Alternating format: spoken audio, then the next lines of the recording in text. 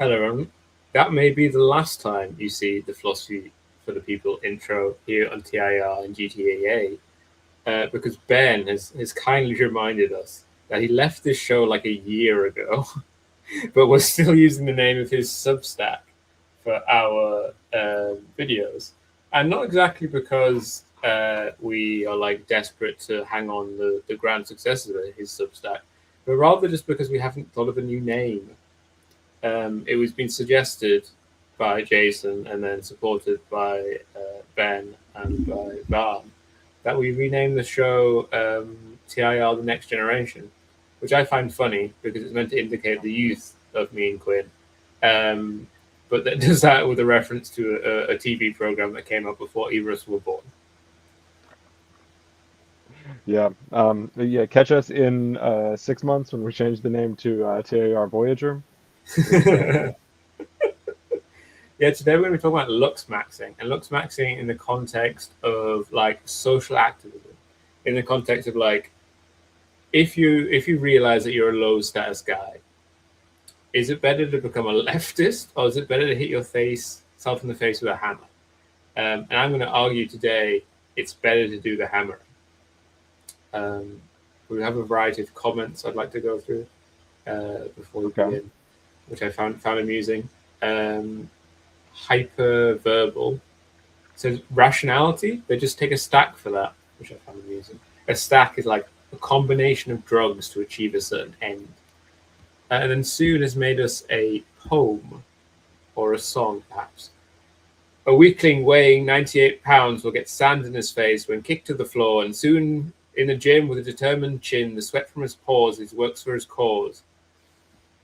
We'll make him glisten and gleam with massage. No, sorry. We'll make him glisten and gleam with massage. I don't know. I'm not sure that one scans. We'll make him glisten and gleam with a little massage, with a little bit of steam. He'll eat nutrition. You gotta put the pause before steam. There's a pregnant pause there. He'll eat nutritious. Have you not seen Rocky Horror recently? No. He'll eat nutritious, high protein, and swallow raw raisins. Try to build up his shoulders, his chest, his arms, his legs. Such an effort. If you only knew our plan. Our plan is 7 days. I can make you a man. Just 7 days. I can make you a man. And then spiritual Uranus. Said, of course, it's rational and perfectly healthy too, but it's pathetic. It means putting women on a pedestal. And that's actually something I wanted to talk about today.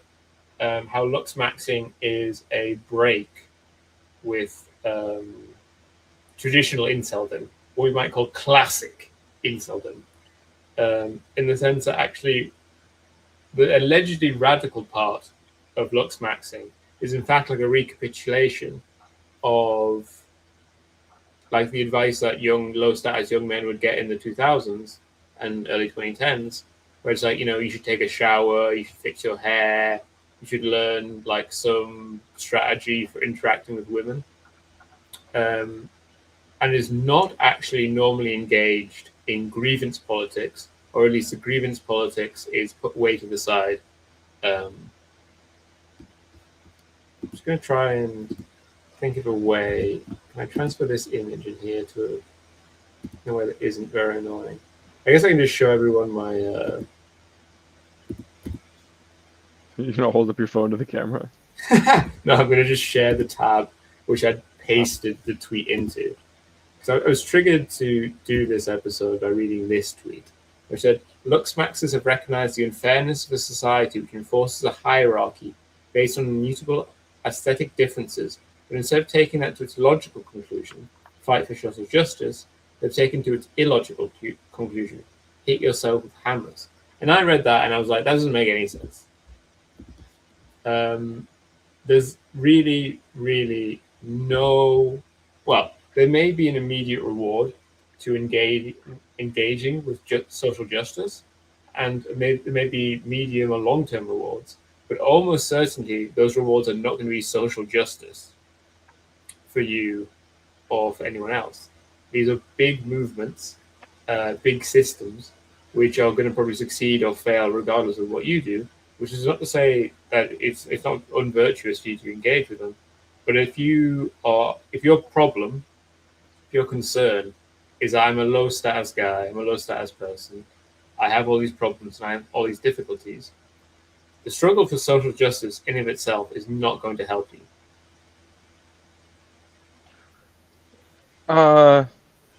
Yeah, I'll put a caveat in that, in that like sometimes socialization is actually like its own benefit. Right, and that's Like, the other side to it. Like the way that joining the DSA can be beneficial is the same reason that like joining a Magic the Gathering club or a D&D club can be beneficial for yeah, you. In that you make friends. You might meet a nice lady there. There'll be quite a few ladies there. there's also like if you're if you don't have a very developed personality, let's say, um, being forced to interact with other people is probably conducive to longer term success in other areas. Like And also, being this one is being more dependent on like what stage of woke your group is in. But sure. as with D&D and as with Magic the Gathering groups, there is at least a tendency for leftist groups to be more tolerant of people with fucked up, shitty social skills. Yep.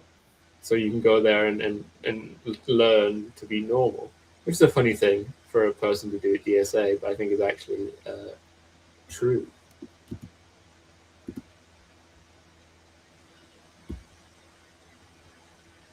And I think this is like a very consequential thing for how we should think about being leftist and so on, because for a person, I don't think it's rational in like a game theory sense to become a communist, or at least to attempt to fight against the system in this sense.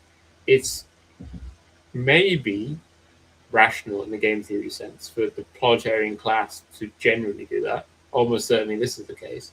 But if we look at, say, the Bolsheviks, the old Bolsheviks, they won their revolution.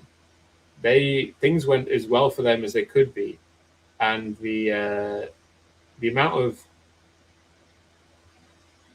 like old Bolsheviks who died in the about 20 to 30 years between them kind of starting their main revolutionary period and that ending, about 100% of them died. The attritional rate for old Bolsheviks was approximately 100%. Obviously, that's not going to happen to you in DSA, probably. But that's only because you won't be up to the same sort of things. Red Droga says, I thought this started at 4. There is still confusions and difficulties about what time the show starts at, and I haven't fully drilled them into the systems or to the people who are with me, or I think even into my own brain, because I think I also say it wrong sometimes. But yes, it's meant to start now. It's meant to start at the time you don't think it is. Yeah. Whatever the audience is planning for, whatever my co-hosts are planning for, it's the other one. Mm-hmm.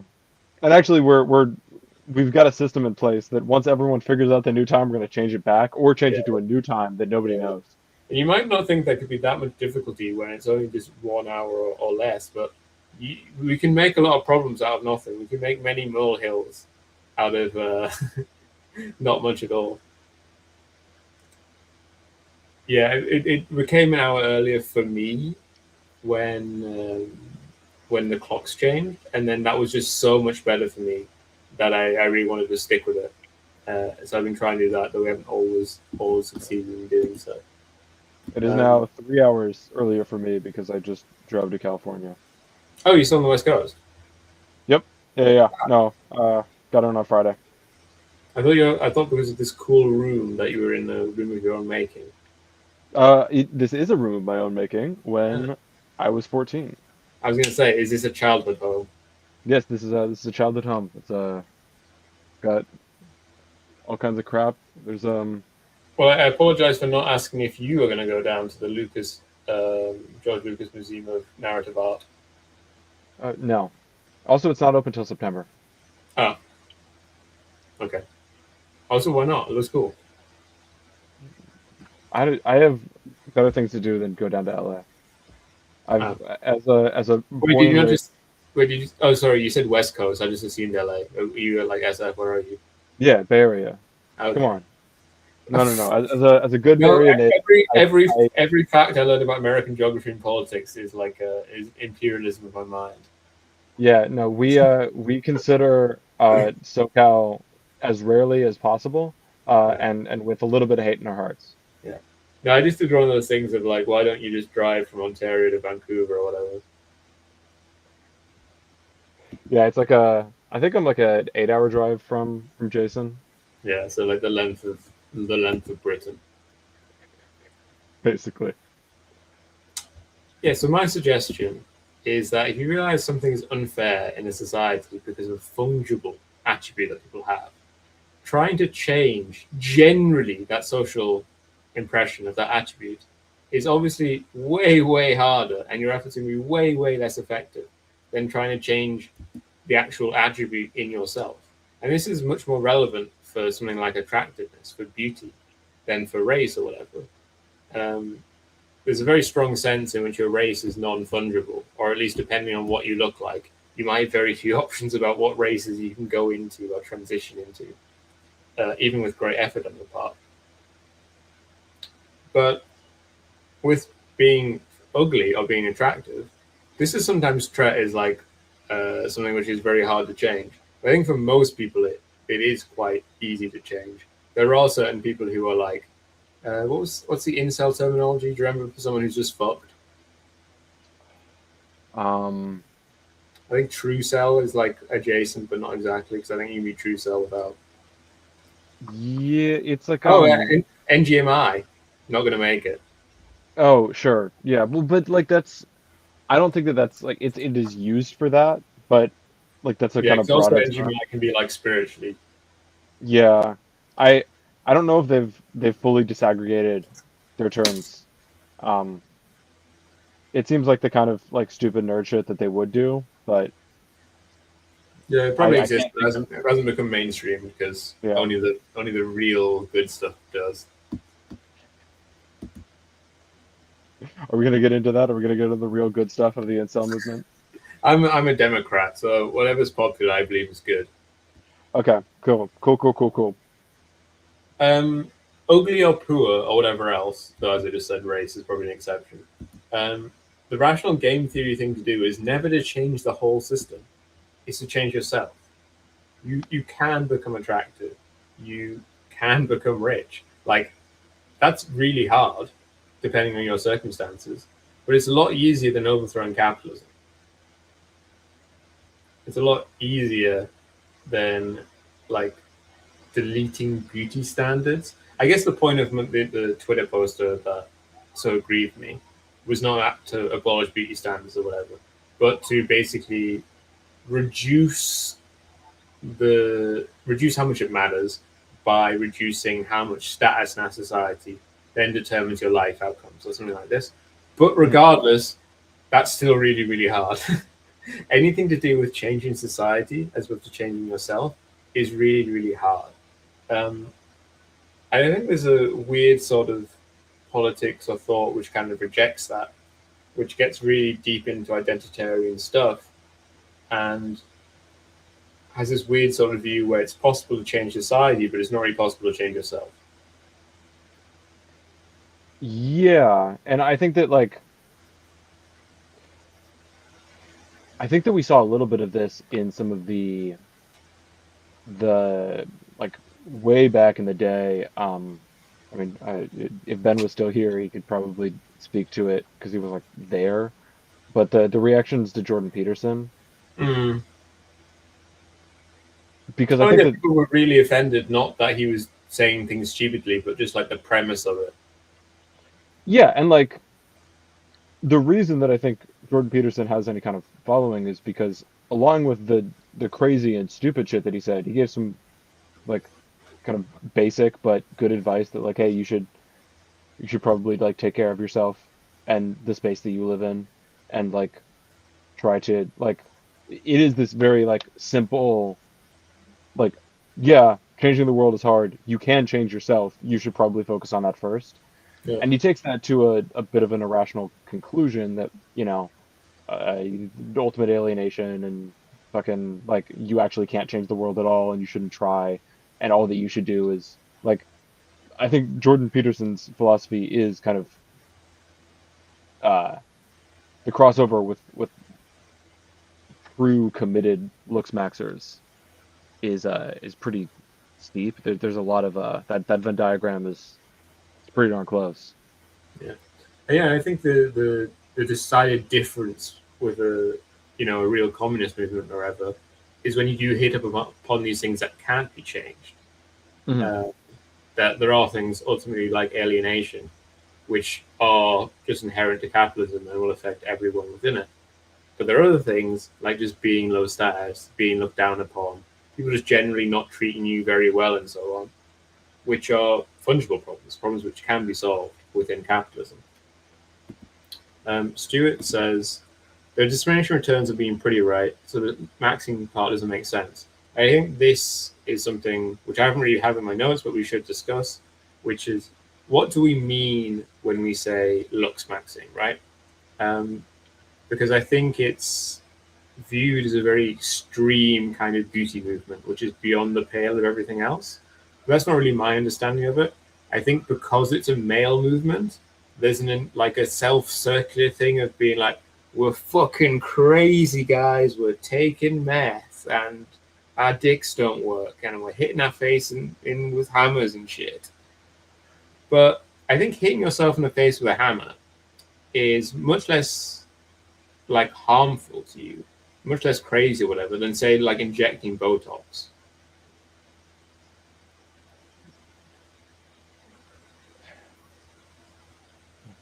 I'm a little skeptical. That's not intuitive to you, Quinn. Well, like it seems like both are kind of semi-invasive uh, uh, cosmetic Well, hitting surgical yourself with a hammer is not invasive approaches. at all. Well, but the effect is, right? You're breaking the bones under it. Yeah, yeah, it's like a combination of like stimulating muscle growth and like doing micro breaks in your bone. Yeah, Yeah, so that you're still the effect is still like subdermal. but like Botox is like injecting like a weird poison to freeze your muscles. Yeah. Yeah, and it has it can shift in a weird way and that's kind of fucked up, but like at the end of the day it's still um a cosmetic procedure that has some health risks, but makes you look a little hotter. Just one is done in your own room and one is done by you know, uh not a real nurse, but someone who is putting on the costume of one. Yeah, I think we need to do harm reduction for looks maxing and get like the doctor to hit you in the face with a hammer. Exactly. Yeah, yeah, yeah. Or at least like a trained professional. Yeah, and they could Go use to, one of those little doctor hammers too, right? That they use on your knees. yeah, yeah. And so you go to the med spa at the strip mall, and with your Botox injection, you can get uh, a light hammering. Yeah, yeah. I mean, I think I'm not trying to suggest that looks maxing is not extreme when it's taken to the extreme by certain people, but that it's probably less extreme, less deadly, less worrisome, has a less general negative social effect than kind of mainstream, normal, mainly female orientated beauty movements. Like people die from BBLs, from breast augmentations, from all this sort of stuff. Uh, Yeah, or just like the kind of baseline level of disordered eating that exists because of beauty standards. yeah. Um, Which sadly looks maxing is also like very oh much yeah, it. but I think that you know there is some pretty significant and extreme risk in dealing with untested peptide stacks, Yeah. right? Um, and combining that, the peptides on their own, I think the peptides on their own are maybe risky, but like we don't know almost anything about the like cumulative effects of mixing peptides with each other and with other whether it's just like straight up tea or like Anavar or other gear, or like you know, in the clavicular case, just straight up math. Yeah. And so I find it hard to think that, like, at least hard to comment responsibly that maybe this is safer, because I don't think we know. Yeah, I think that it's less. I want to suggest that we can be definitively sure that Looksmaxxing is safe, but more to signal that it's getting a lot of heat. That mainstream, at the very least, mainstream female-oriented beauty movements should receive the same sort of pressure and concern or whatever, because they're also much more mainstream. But of course, because they are large industries, they're much less likely to face the sort of criticism. Hitting yourself in the face with a hammer, it's free. Basically communism. You know, you make a strong argument. Yeah. We've decommodified beauty through hitting ourselves in the face with hammers. Yeah. Why get a what is it, like a gua sha, when you could just hit the Home Depot? Connor's hoping how to mog on the foils today. The thing is, I don't think you mog. You don't mog foils, right? You mog moids. Yeah, I at least that's my understanding. I think the more you kind of subsume yourself into the worlds of Looksmaxxing, the less you think about voids. Like, they're not. Yeah. They may be a you know, a gateway drug, or something to, like, bring you in the door, but by the time you're putting together a serious stack. Yeah, Soon would like to clarify, and we all, of course, support their statement in this. This is not medical advice. Except for this medical advice, don't listen to shit we say. This is beauty advice. Which also Yeah, I'm not sure we're qualified for. But we should start the stream doing the whole thing where they go like,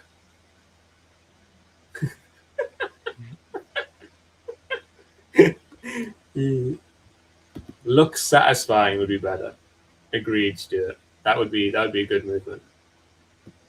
If there was like, I mean, a men, like, literally a literal recapitulation. I mean, that's basically what the Canadian man that you mentioned earlier. That's what basically Jordan Peterson is, right? He wasn't about maximizing anything. He was about, like, try and become like a functional young man. It was all just couched in, like, right wing dragon stuff language. But that was the basic point. You try to be a satisfactory young man. I think it was the other way around.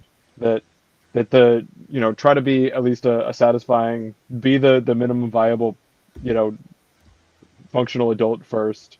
Yeah. And then wait till you hear about these dragons. Red, Foid is a female, a lady. A Moid is a man, a male. I think Foid is kind of funny because it's like,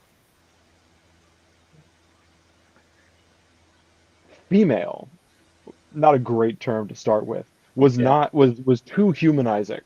Yeah. For the incels, so they changed it to femoid. Yeah. And then that was just too. Which, to be clear, is downstream of mongoloid. Yes. Yeah. And that femoid was too many syllables. Yeah. It doesn't so it got shortened down to foid. But funny enough, Moid could just be mongoloid. That could be a contraction of mongoloid. You're not wrong. So yes, Connor, this is all like downstream of weird racist internet culture. So it's got references to archaic race science that is like partly like vice signaling, like, hey, guess what, guys? I'm also racist like you. But I think also it's like, hey, look at us. We're secretly smart. We're using words from the 1800s because we think they make us sound like we read books. Should we do a vice signaling episode next week? We can do vice signaling, sure. It's that's like a whole cottage industry at this point. Like, I saw one where a guy was like, my 8-year-old asked me what a war crime is, and I said there's laws and war, and he said that's dumb. There shouldn't be laws and war, and then he just didn't have any further comment. Presumably, he was trying to indicate that the 8-year-old is intuitively correct. Yeah, I mean, look, I think we should take all of our policy instructions from 8-year-olds. Whatever they find intuitive, they know the truth. They haven't been corrupted by libtards in school and so on and so forth. Once you've learned long division, you've already been corrupted by the system. The system, the matrix. The matrix is coming for all of us. Specifically on beauty, I wanted to say that very much thankfully, the left has yet to bring to bear a significant critique of beauty. Because obviously it is the case that more attractive people are treated better. But this is a sort of inequality that I can't see getting solved in any way that's positive. The only kind of positive social activism I can see here is efforts to kind of change beauty standards in such a way as to be accepting of more forms of global beauty. But I don't think this is a solution in any way for the common average person, because I think structurally beauty is rare. And that's also something which makes Looksmaxxing almost democratic, in the sense if we all Looksmax, then the amount of mogging goes down.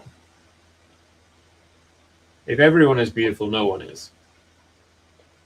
Yeah, but like,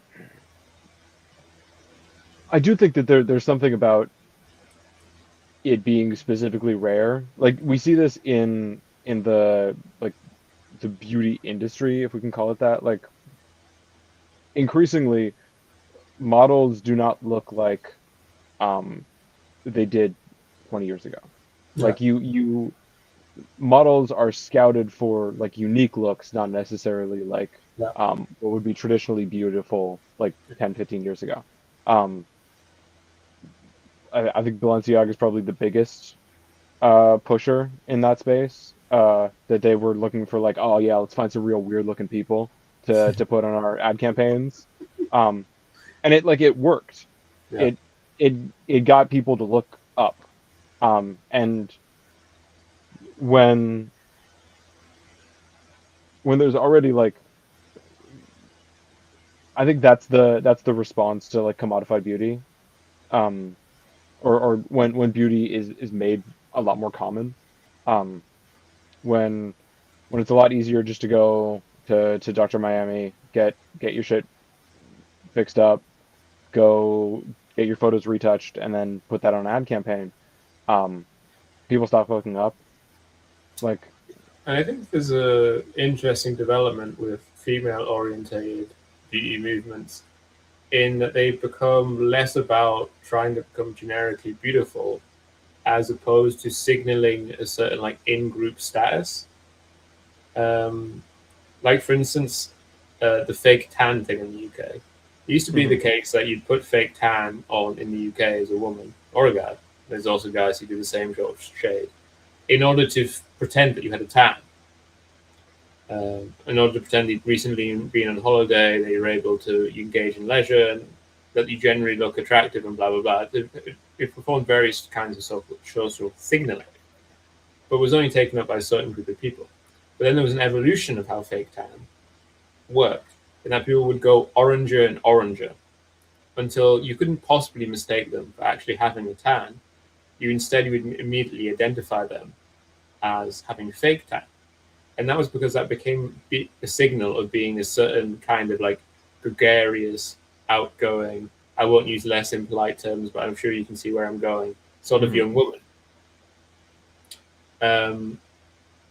Even though the initial kind of idea is lost, and just the tan, the spray tan signals itself, you know. It doesn't point to anything outside of it. That's not true. Why are women considered mostly beautiful? It's not rare yet powerful. Women are not generally considered beautiful. People will say that, but it's not true. This is like pure lies your grandma told you. But it's not just your grandma told you. Like women do actually say this a lot, but it's not the case. They don't believe it, and neither do most people. Um, it is something that you may struggle with um, if you're like an autistic young man, as well with all the other various things that kind of I was mentioning earlier. There's this kind of the structure that was presented in the early 2000s and 2010s of like we were entering like a dating crisis of heterosexuality, and it was told that all you need to do to find a girlfriend is to shower and make yourself decent and so on and so forth. And until then was a reaction in significant part to this, like the idea that you just need to be a nice guy to get a girlfriend or whatever. But there was this contradiction where these young men were taking literally what was in fact mainly women engaging in kind of signaling where you say these things but you don't believe them. You're saying Yes. things you would like to be true but aren't true.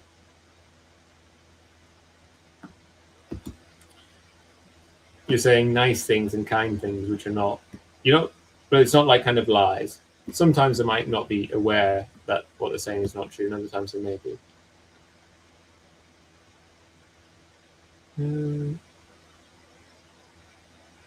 Let's see. Are we checking the chat? Yeah. And this is another part that it's not about actually, we've discussed this before in previous shows. It's not actually about having sex with women. It's about having the status such that you would be allowed to do so if you tried. And we discussed this, of course, with the fact that quite often, I think Clavicular is trying to solve this at the moment by going off his stack. But it's very often where, in no conventional sense, could he have had sex, and certainly could not have reproductive sex. But that didn't matter within this kind of sort of structure, because the point was clearly proven that he was attractive, he was desirable, and so on, and that's what matters. It's just for guys, as opposed to being a woman, where you can be pretty sure, or they believe they can be sure of when someone is attracted to them. Guys don't have this feeling, and they have a distinction also between like a woman who's willing to date you, or whatever, but that doesn't matter if she in the end wouldn't have sex with you, instead would have sex with some other guy. So actually having sex is the only way to kind of prove to yourself and prove to everyone else that you would actually have this.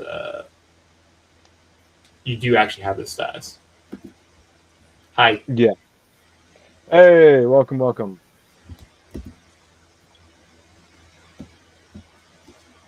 And now I can even. Cool. Oh.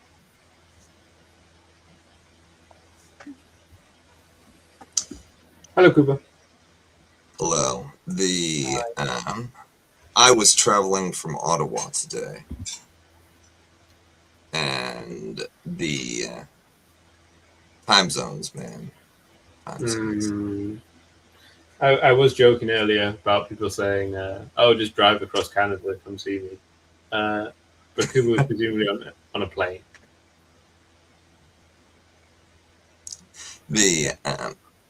Unfortunately, some people, you get too old for the drive.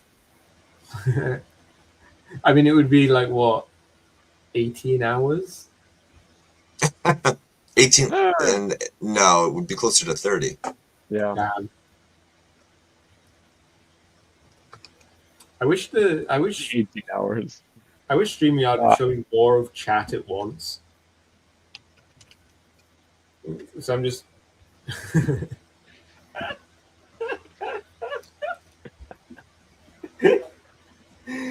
Kuba just time mogged Stefan and Quinn, leaving them in a state of construction. Cortisol spiking. Boom. I That's one thing I really do hate about contemporary culture, where people will not say stressed or happy or whatever. They'll all be like dopamine, serotonin, cortisol, whatever the fuck. When they don't know, they have no idea Everything's a what these things are. neurotransmitter. Yeah, everything's a neurotransmitter, but they don't know anything about these neurotransmitters. Like at Well, least it's with also- happiness or something, you have like an intuitive social grasp of these things. You don't know what the fuck dopamine is. You don't know what the fuck serotonin is. It's downstream of a psychiatric strain of thought that's also completely misguided. That like you can understand brain states as purely neurochemical and not like neurochemical responses as a result of the brain states. It's like it's pop science that's like, oh And that yeah, there's all the- somehow greater precision. yeah, and it's fake. It's fugazi. It's an illusion to make you feel like you have control over the chaos that is fucking like neurons firing and the weird kind of really poorly understood shit that's going on in all of our heads. 20 Face says, these discussions make me feel like the right wing have a point on gender. The right wing often has a point on things, especially in cases where like leftists don't want to touch like an internal third rail.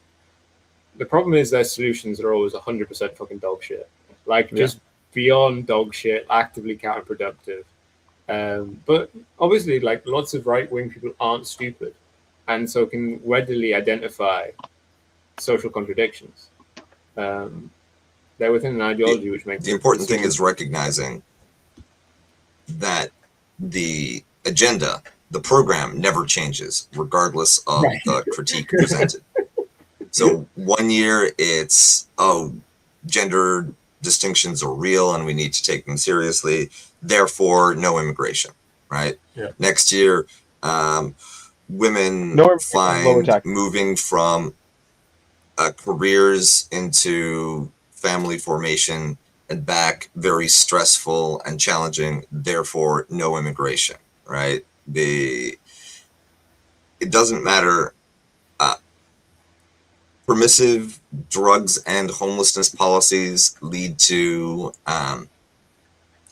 decaying and unsafe urban environments, therefore no immigration. Yeah, there we go. There's basically two separate intellectual tracks in the reactionary mind. One which can sometimes accurately diagnose the social problem. It's perfectly accepting of rational inquiry and cogent discussion. And then the other one, which just preserves reptilian lizard brain conservatism and this fetish for a glorious past and hierarchy. And never the twain shall meet.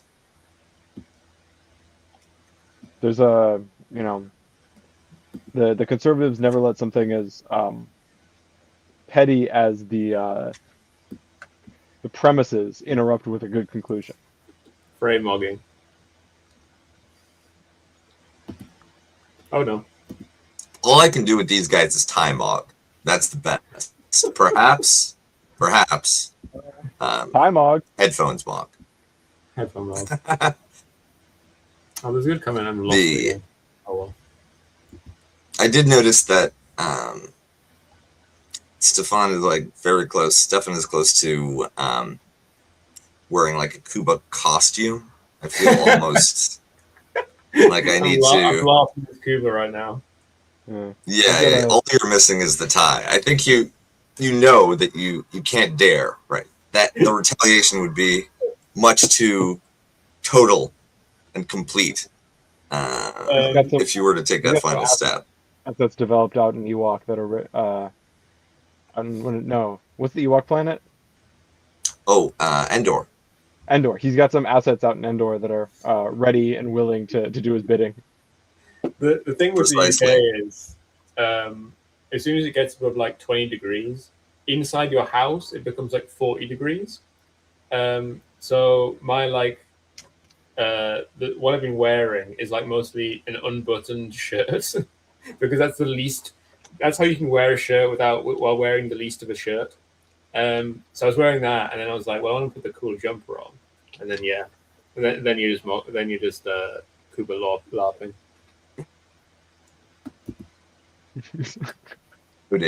Noted, gentlemen. Yeah, we did discuss. We were discussing fucking Botox earlier, and what I was going to say is, Looksmaxxers may engage in various extreme tactics, but just because you're engaged, like bad tactics don't make a bad strategy. The fundamental premise of Looksmaxxing, the fundamental idea, is you can improve your social standing by taking various measures to improve your appearance. And this is just true, right? Yeah. Yeah, absolutely. And the one of the lessons that I received from the military-industrial complex, which sometimes I observe more in the breach, is that sharp, neat haircut makes everyone, regardless of whether or not it's age appropriate, start to call you sir.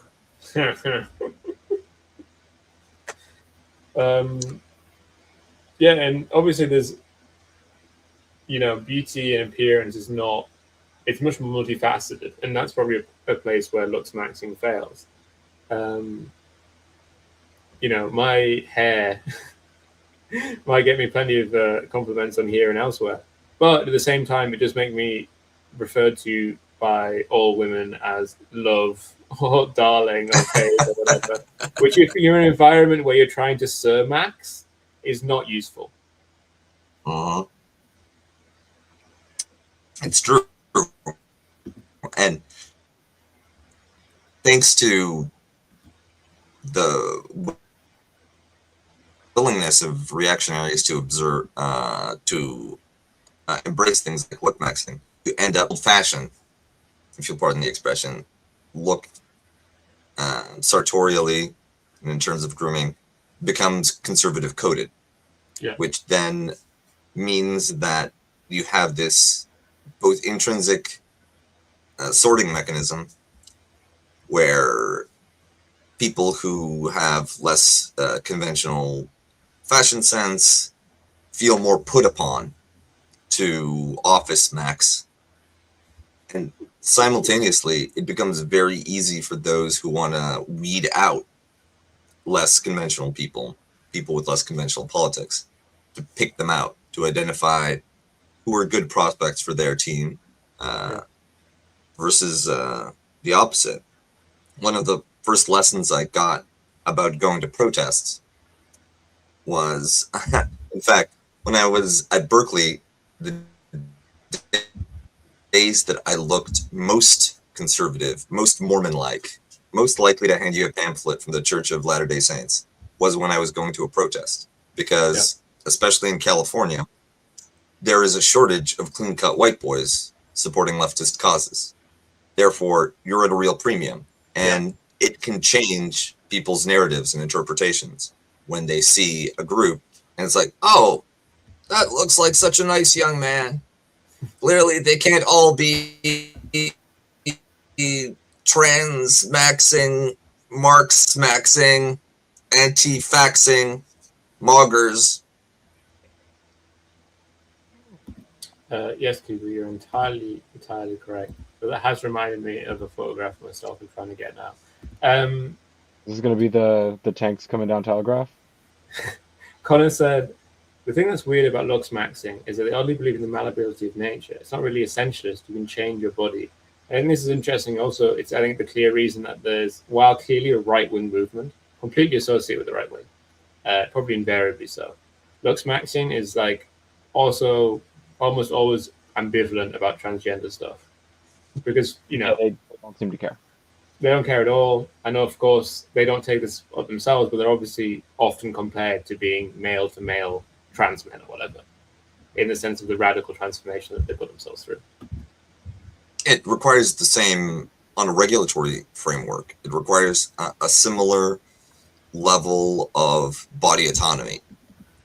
Yeah. The types of radical interventions that Lookmaxxers endorse, especially if you're not naturally clavicular.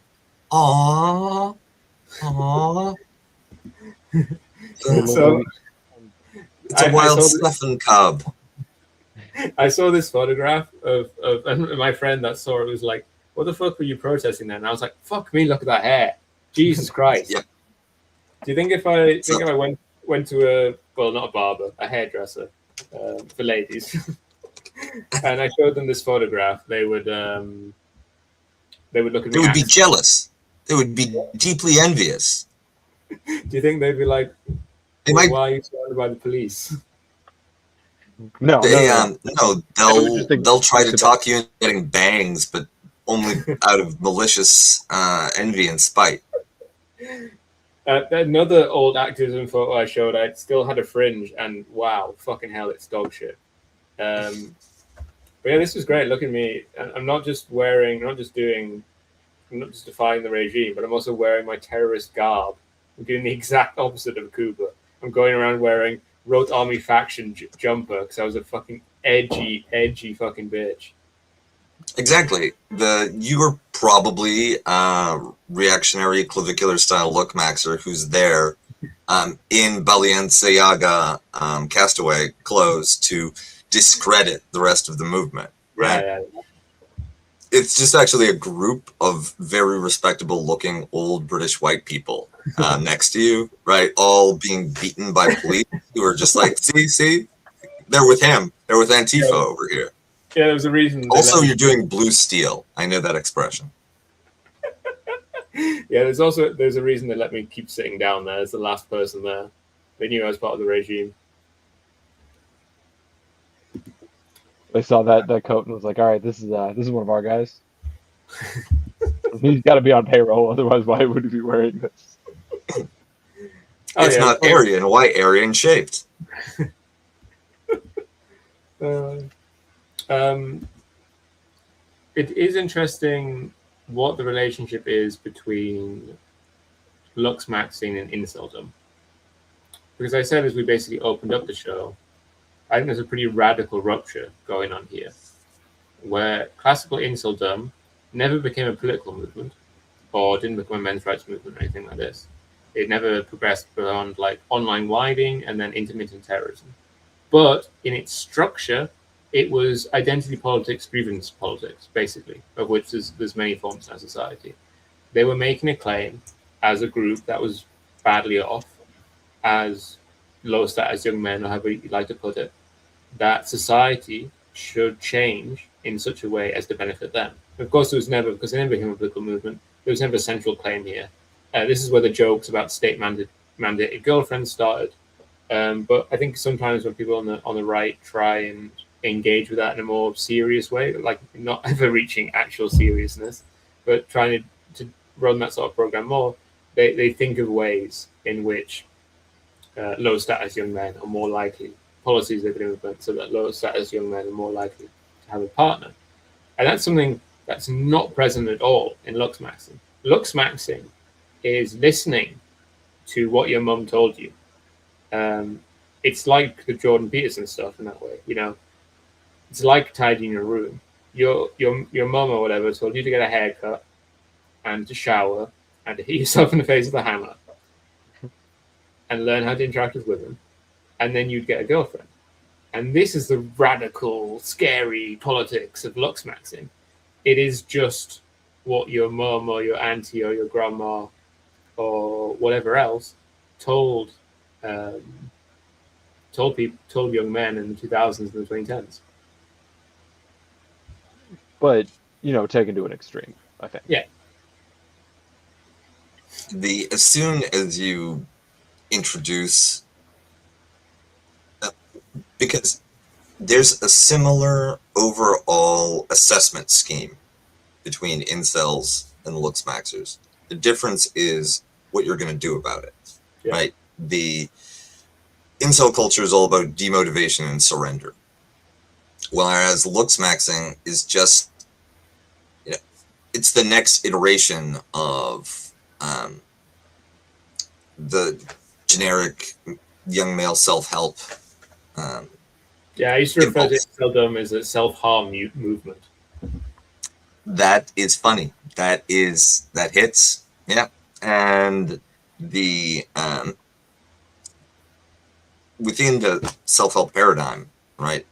Whenever the hammers come out, whenever you're modifying bone, right? That's generally a sign that you should take a step back. However, up to a certain line, right? The sort of optimum attitude for self-maxing is a recognition of structural barriers, but not from a totalizing perspective, but from a diagnostic one.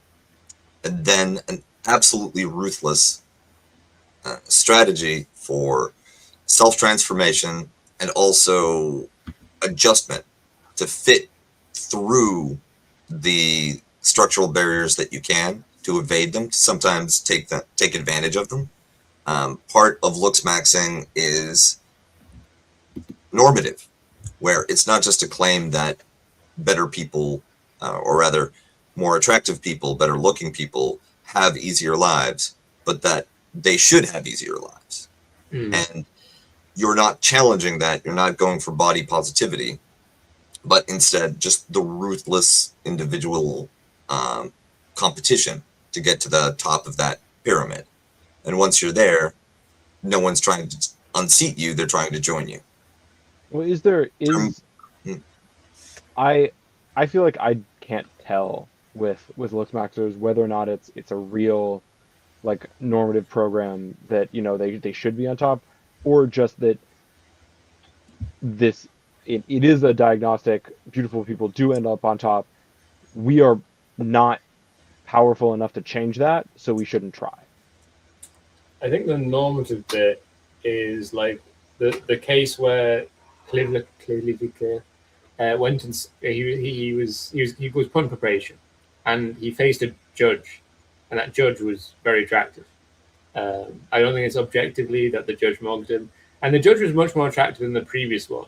They previously said that he got mogged by a journalist, which the guy was just like, all right. I think he seemed better looking because he was just more animate and smiling. Than our friend. But the judge that sent him his probation, he was a real knockout. I think the normative dimension appears when people are like, you got mogged. And he's like, he didn't get mogged. He didn't get mogged. He's good. He's done the things. Therefore, he is there. It's that, what's the drill tweet? Is no, I am not owned. Yes.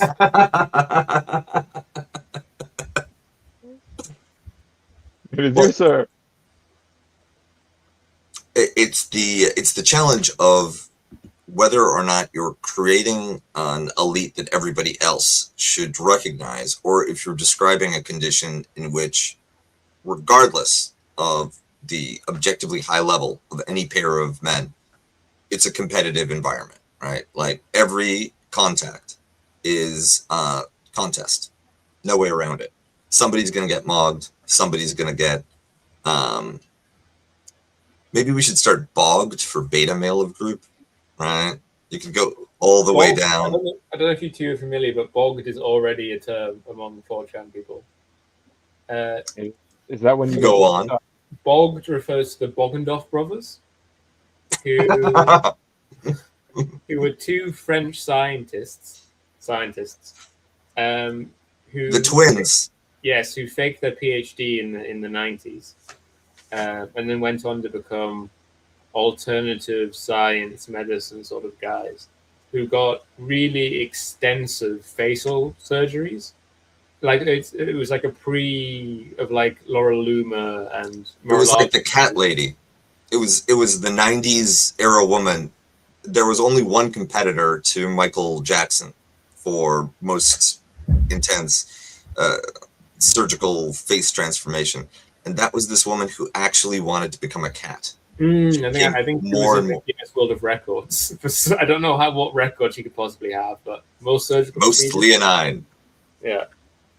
I'm Quinn, can you disappointed. Google the Bogdanov brothers, please? Sure.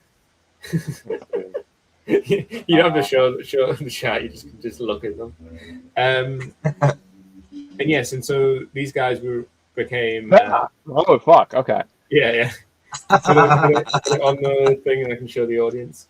So yeah, and they became a fascinated object of 4chan, and to become bogged was the term before, like, to get laurel lumed, which was to make yourself ugly through trying to become beautiful. I'm very disappointed that the term bogged does not mean to like go out and like County Kildare and like make a wrong step off of the trail and just slowly start sinking down. Can you I haven't guys seen Seamus in a while. Can you Dot, guys dot, guess? dot. Can you guys guess what the Bogdanov brothers died? When they died? How they died? What did they die from? I think it's not going to be related to their horrible thing. I think it's going to be something ironic, like they get hit by a car. Bankruptcy court.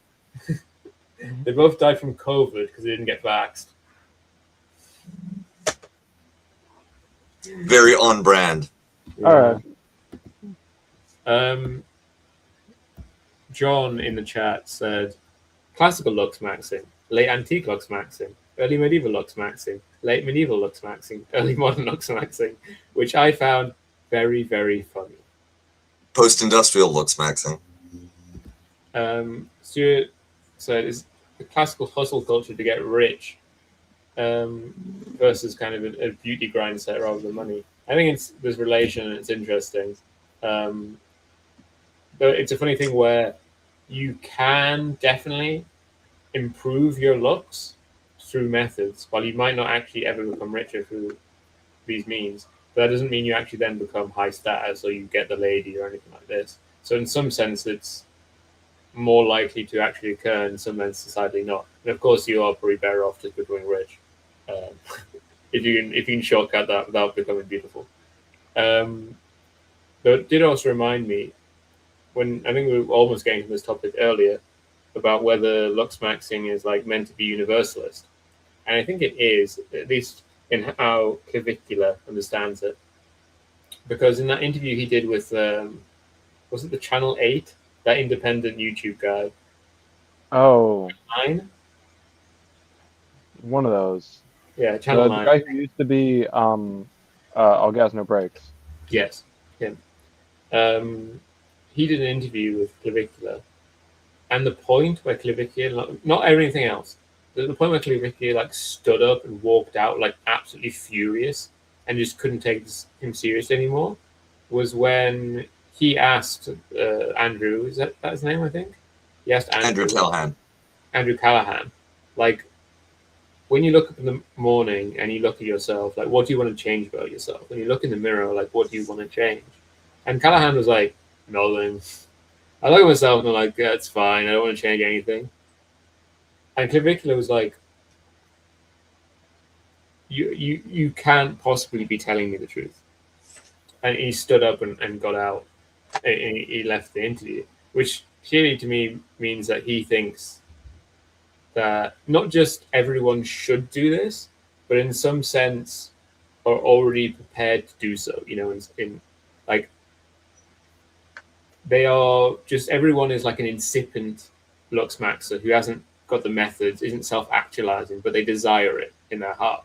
And I think it's obviously, it's not entirely false. He's obviously locked too far into a certain way of thinking and behaving. But I do find the idea that Andrew Callahan, a man who a couple of years ago had to like do a massive apology for not quite doing sexual assault, but for like being just like fucked up with that shit some way.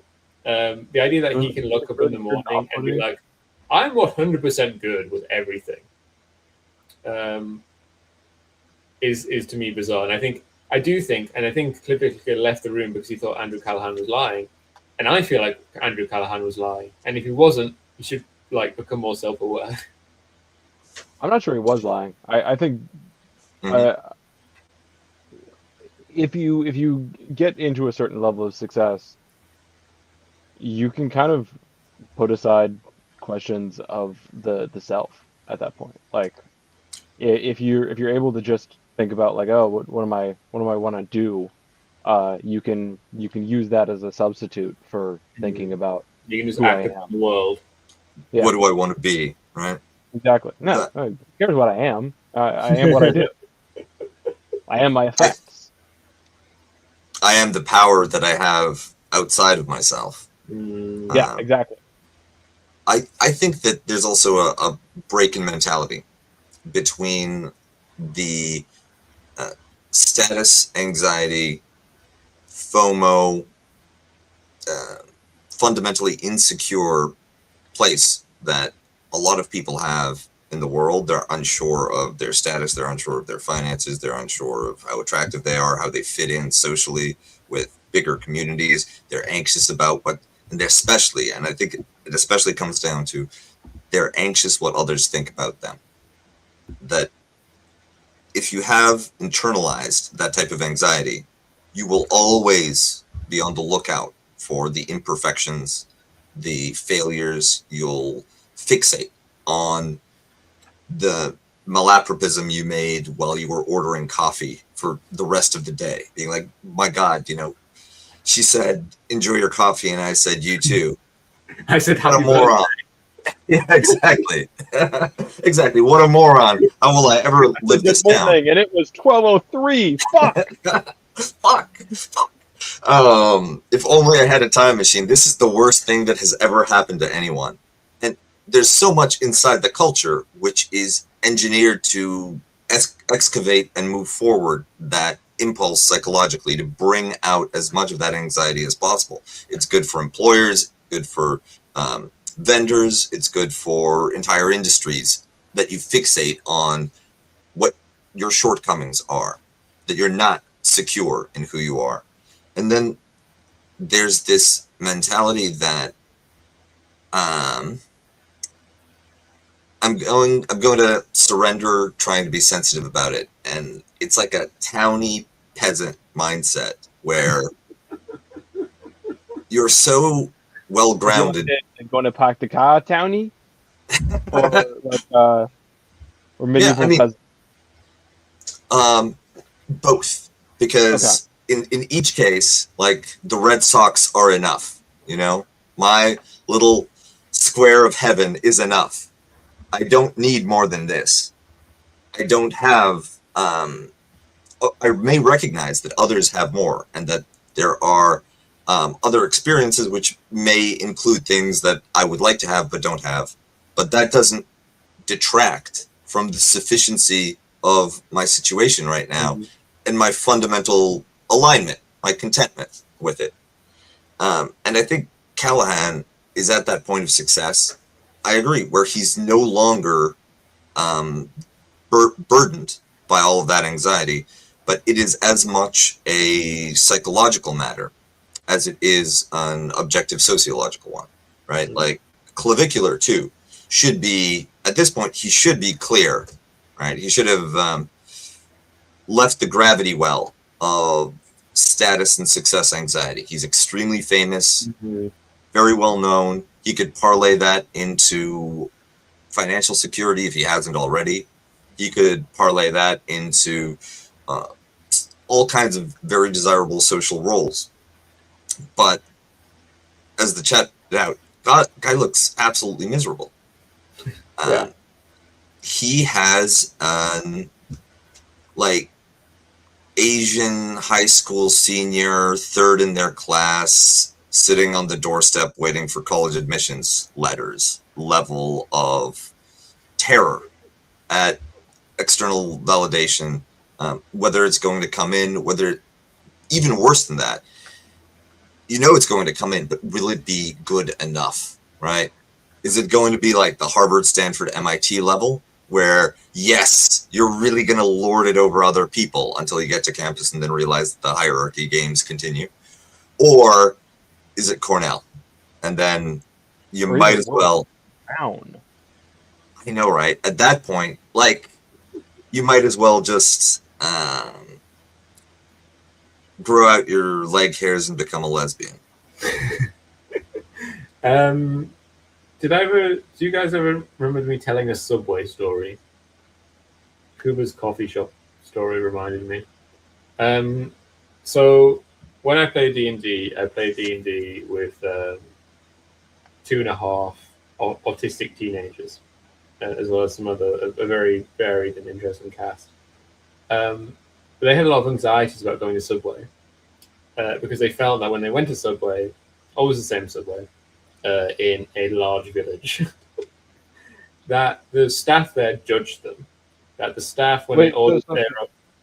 Quick clarifying question. We are talking about the sandwich store Subway and not Yes. an underground train? Yes. Okay, cool. Sandwich store. In the UK, I believe they call them the sub-tube.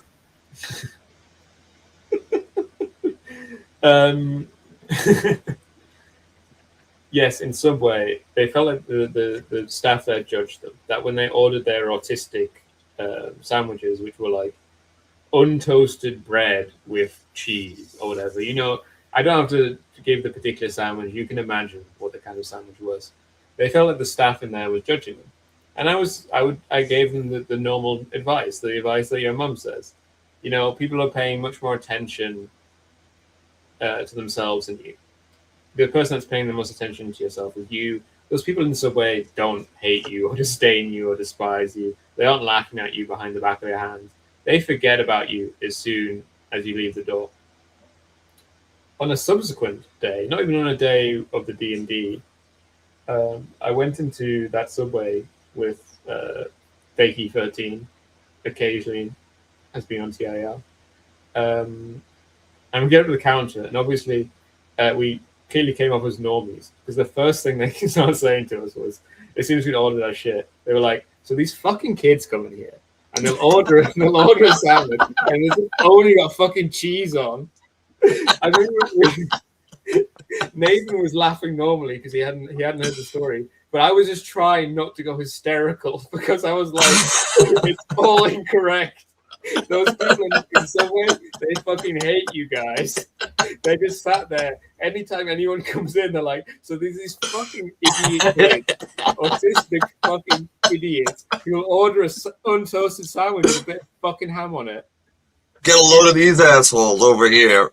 So yeah, if you're ever worried that someone is laughing behind your back, if you think they're staring at you, if you think they despise you or disdain you for your slight oddity, they're right. You're right. Your anxiety is correct. The people in Subway hate you. Yeah. I mean, as is their right. I like to assume that everyone hates me until proven otherwise. It makes you stronger. I think that does actually sound like a Clivica approach to life. Like, assume everyone inherently hates you, so you need to beauty harder to get over it. Yeah, I've gotta either mog them or charm them, and I don't really have any charm, so I have to be able to mog. Yeah. You made charm your dump stat. All goes into charisma. Some really great comments today, but I've mostly missed them because I've had to be logged in on my Subway story. And the various other things throughout.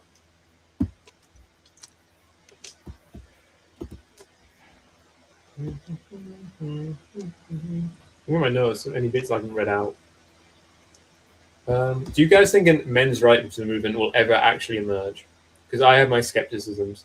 I feel like anyone that would actually do it kind of inherently despises the idea.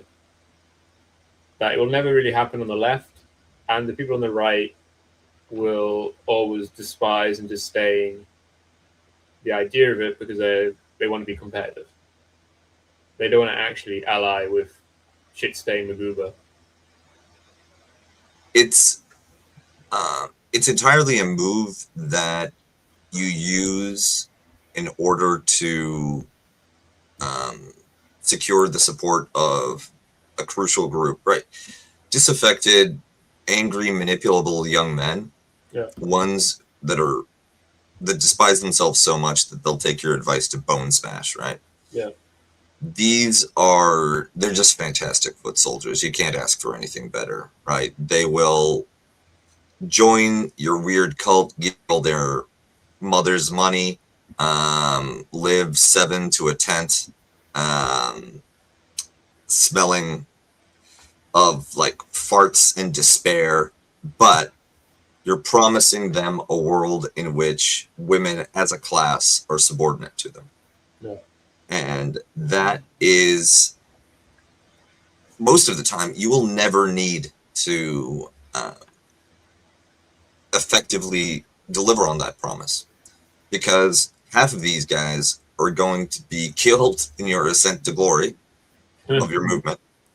The other half, through that, the ones who survive more or less physically undamaged and still functional, that trial by fire will make them better versions of themselves just on a survival basis. I don't necessarily mean better, of course, morally or more psychologically healthy, but more capable, more confident, which then takes care of the woman problem without you even needing to achieve some kind of great legislative victory.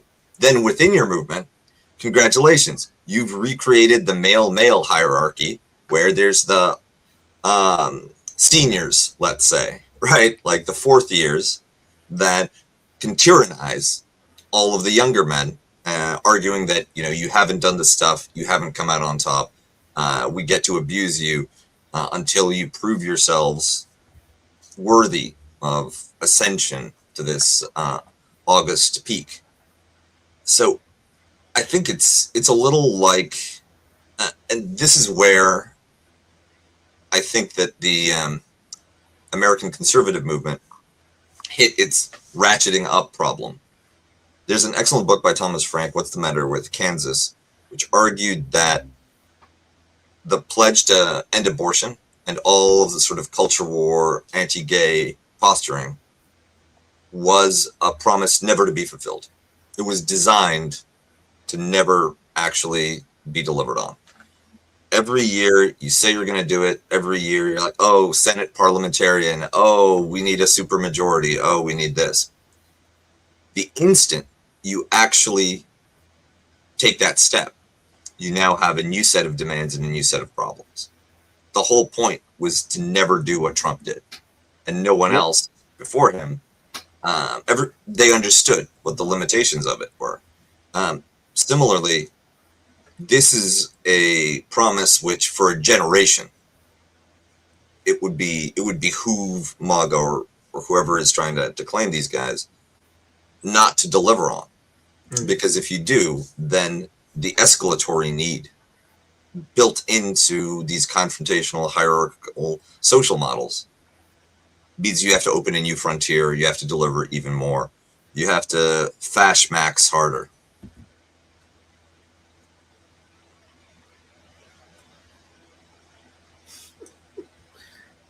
Max is quite the thought. Six are Thank you. suggesting that Looksmaxxing is funded by Peter Thiel, which does probably have evil reasons to it, but I would suggest that Peter Thiel is also an appreciator of male beauty in of itself. Yes, exactly. The 18 to 24 demographic. Yeah, this may just be his version of the modeling pipeline that Epstein had. Yeah. The fact that it he must really value eyes above everything else. So you had J.D. Vance in his crew. The moment that you join any teal organization, you get a Sephora bag with a variety of eyeliners. And it's like, I guess I can give this to my girlfriend. No, you will not. You'll put it on if you want Series B funding. Congratulations, your Department of Energy grant has been fully funded. Here's your makeup kit. Which is, Spartan in its own way.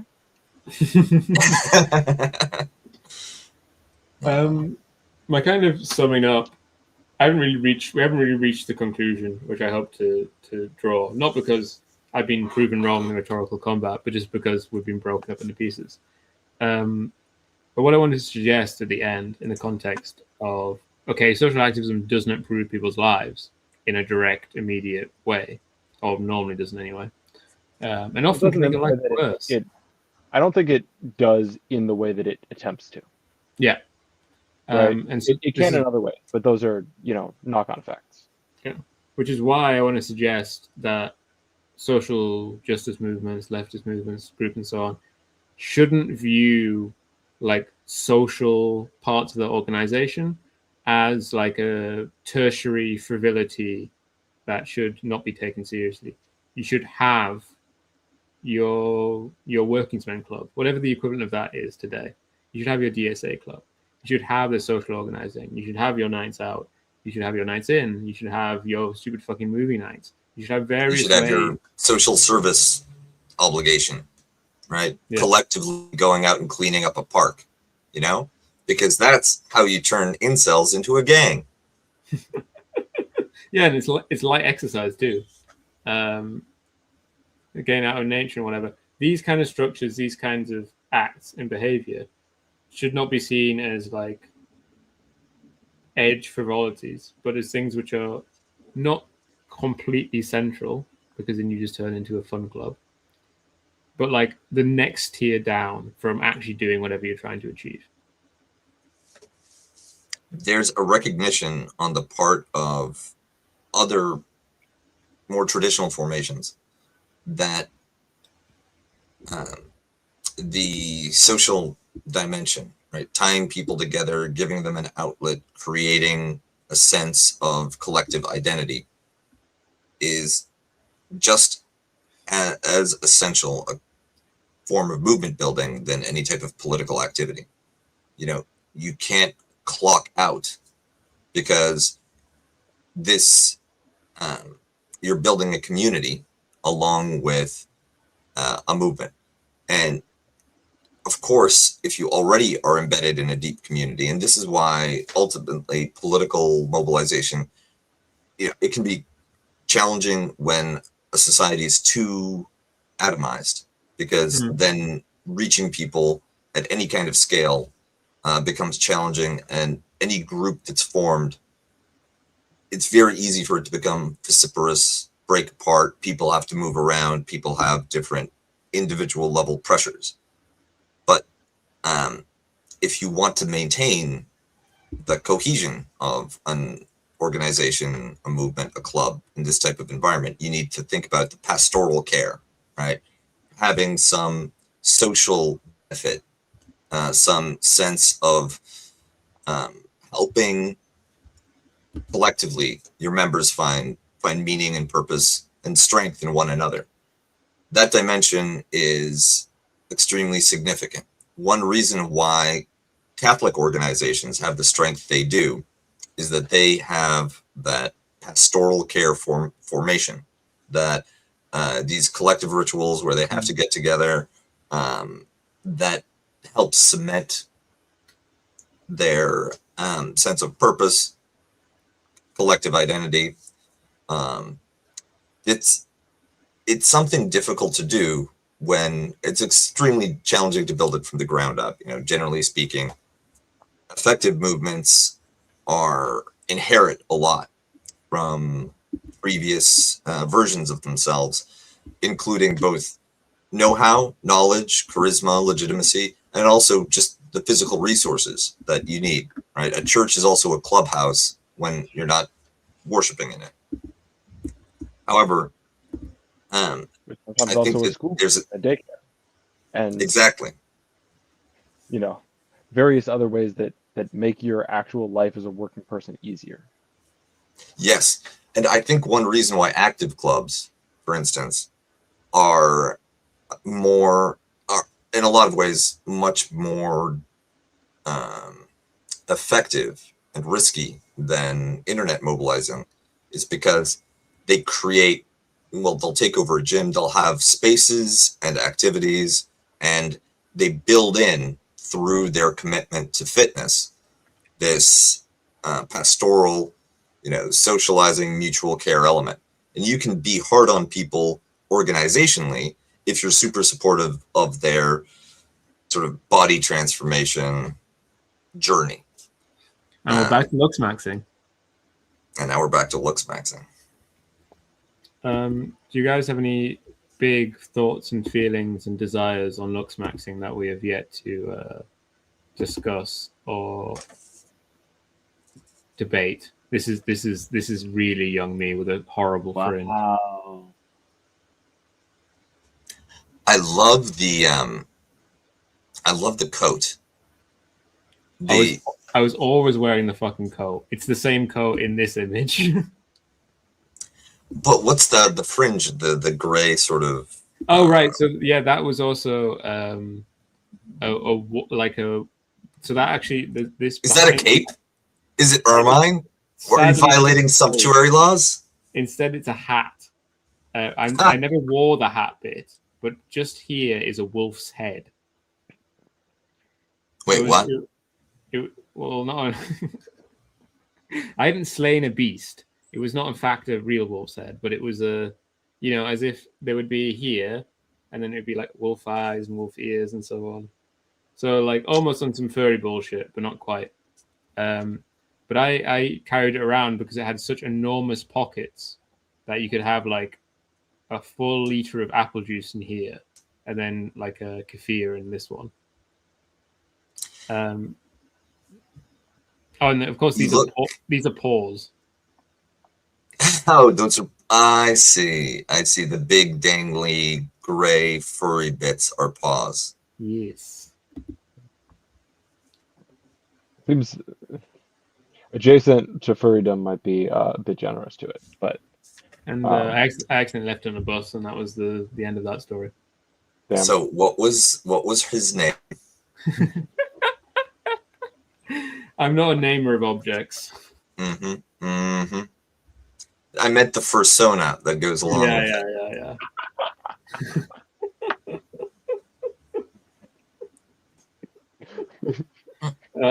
Yeah. Although that is an interesting. You watch that bus drive away, and you're like, okay, I'm letting that part of myself die. Yeah, I assume Kuba, you're going to get into that as furries as a way of transforming your look by just creating a new one.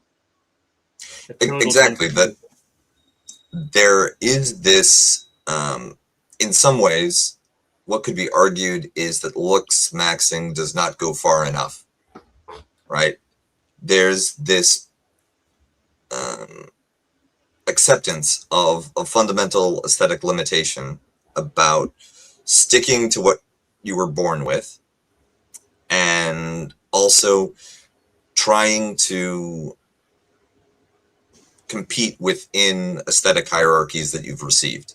Mm. If we're going full cyberpunk and full transhuman, then why not be the only reason that the Bogdanov twins and the crazy cat lady have failed was because the technology wasn't quite there. Yeah, they were too early. As precisely. And they didn't put any silicone horns in. They're not doing anything weird with it. Exactly. They're trying and to hit this target, and rather than accepting that the target can be anything that they want, they force themselves into an escalation that they can't win. But maybe the solution is, horns, full body tattoos, the transformation of the self into something grander than human, to transcend maxing. Yeah, of course. And there will hopefully be a point in the future where you can physically be anything that you want. And it will be interesting how beauty transforms in that case. But I expect what will happen beauty will fully break apart. Is a man in a mountain beautiful in the same sense? Not really. And of course, even at the moment, there probably are varying standards of beauty. Well, the most obvious one, obviously, being male and female. But it suggested that cultures have very distinct ideas of beauty. I think I've already brought up anyway. At least I brought up this much said fact of possible truth that Lucy Liu was not regarded as very attractive in China. There's the celebrities that are held up as examples of Asian American beauty are not. It is not a circle, the Venn diagram between old country and new world beauty standards. And it's true of whites as well, right? Like there's certain kinds of looks that certainly get more of a premium in the United States than they do in Europe, and vice versa. And it goes beyond fashion and accessories, but preference for certain kinds of features, the meaningfulness of skin color, for instance, right? Like for Europeans in a continent where everyone is Caucasian, pale skin is much less salient as an indicator of beauty, and indeed you get a huge bump if you can be exotic in the right way. Yeah. In Asia, skin bleaching is a gajillion-dollar industry, right? Yeah. That'll right there is a huge divergence. And feeding into that, working off of that, it's one of the main limitations of contemporary transhumanism, of self-invention through surgery and changes to one's appearance, is the way in which certain features are racially coded. And now, in a kind of post-woke world, there is enforcement. There's almost like an IP right to certain looks that is collectively owned by groups of people. So you don't get to be transracial. Yeah. Transgender, no problem. Transracial, ask Rachel Dolezal, right? Like, that will kill you. That will sink you immediately. There was the guy who tried to Korean Max, right? Later became a Christ Maxer.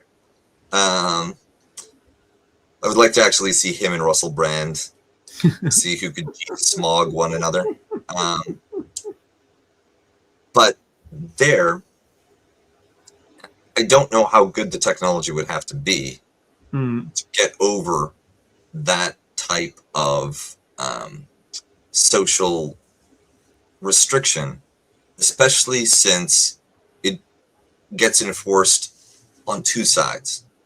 From a woke multicultural view, every culture that's considered to be sort of subordinate or lower status than the dominant one gets privileges and protections.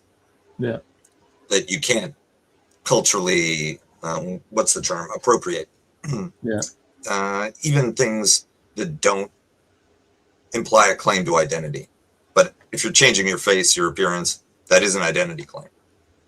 But it's also a line that reactionaries will want to enforce because they want to racialize hierarchies, and you can't have people.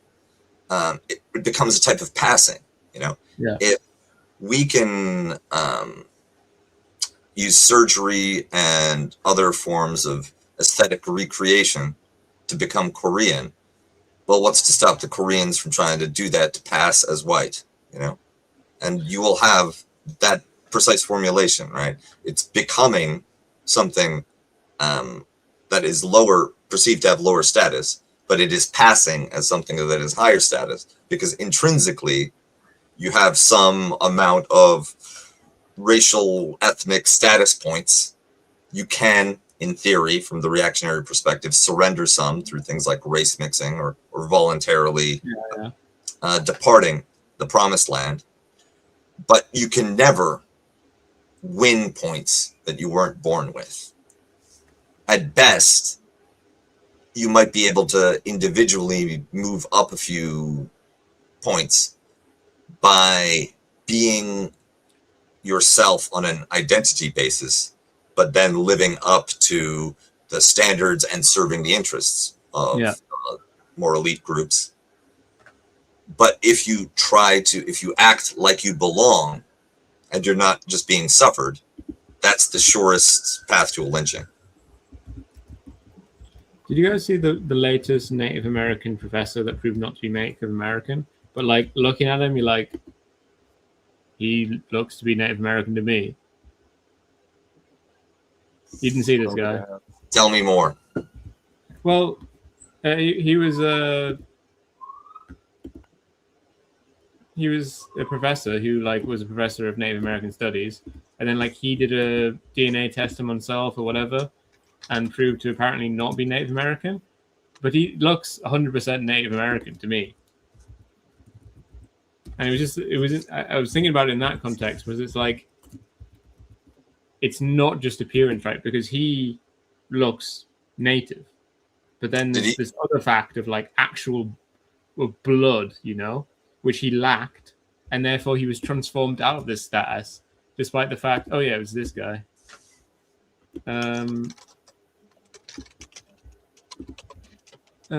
Thomas King, Canadian American, not Cherokee, it proved, apparently.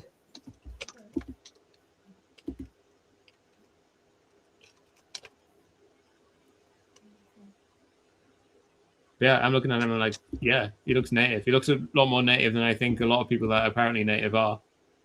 Mm-hmm. What's his name again? Thomas King. Thomas King?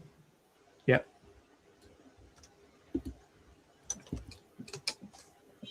Oh, I see what you mean. Yeah. I mean, I would say that he's like a Anu, maybe.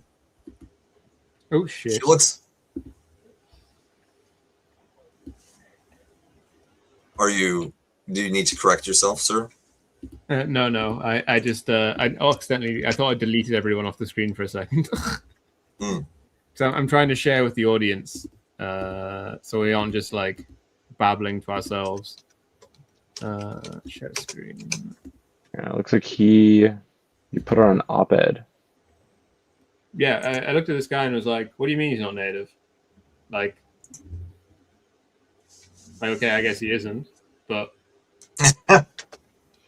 let me put it this way: if you changed his eyes, then this is just Gerhard Schroeder, right? But then, of course, you know, like, don't be woke. Now you have to find Gerhard Schroeder. Races aren't very real, so like just the eyes can win. And I guess, but it's a bizarre thing of like, how did he mistakenly think he was native from a family background which did in fact make him native? That's made him look native. Like, of course, I'm sure it probably encouraged him to continue doing it when he looked in the mirror every day and was like, yeah. Yeah, I mean, like, I also don't have a whole lot of trust in these like DNA tests. Yeah, I mean, it would be sad if this like 90-year-old, yeah. It'd be sad if this like 90-year-old man just turned out to not be native because he did a test, but then actually it turned out he was. That's an excellent point with the DNA tests, right? The way, my understanding is that the way that different markers are tagged with an ethnic identity is that people who self-report belonging to that identity might share a certain set of markers. And if you have, I think it's also like just statistical. Like it is that those people tend to have this combination of gene markers. Exactly. And if you have a homogeneous population that's been stable for a very long time, then maybe there'll be a higher proportion of markers shared by that group that don't exist externally, and vice versa.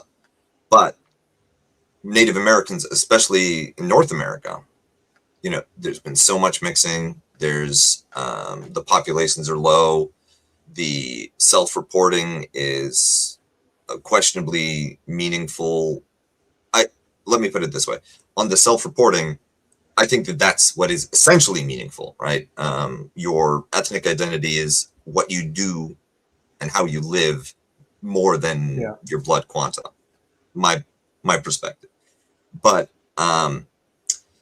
that's not going to correlate if you have with a bunch of genetic markers if the population was heavily mixed with a variety of different groups. So you could belong in every meaningful sense to an ethnicity, but you don't have the 5 markers for Cherokee. Yeah.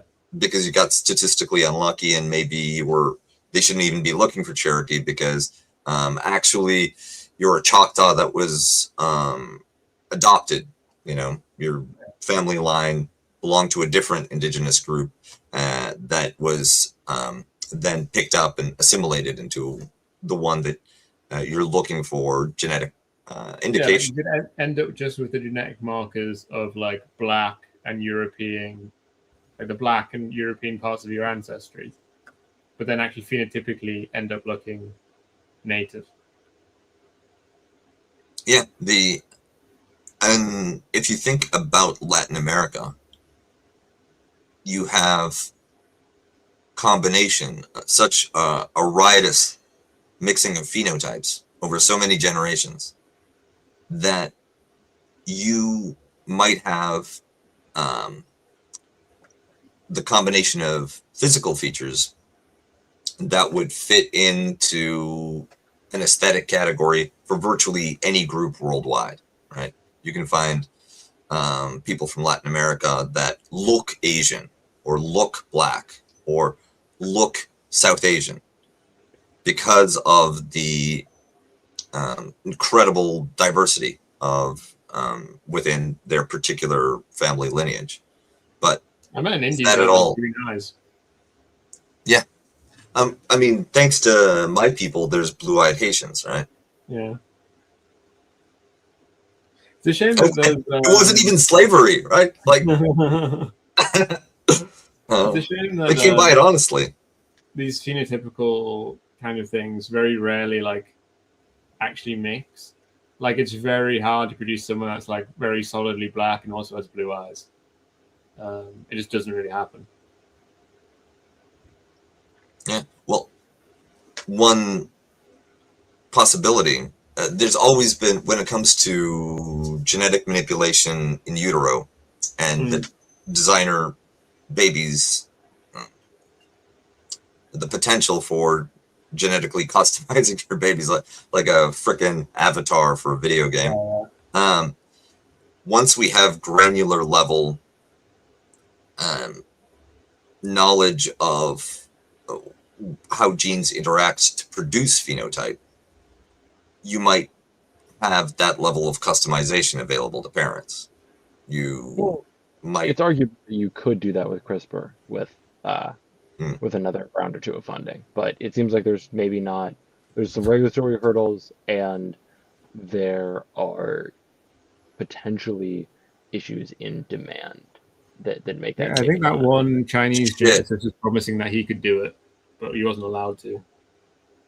Well, now I'm thinking that the obvious constituency, the obvious market for this is the Chinese Communist Party, because you could tell them, just pick your 2 most loyal and capable cadres. Give us the embryos that they produce, and we will tweak them so that they can pass as Americans.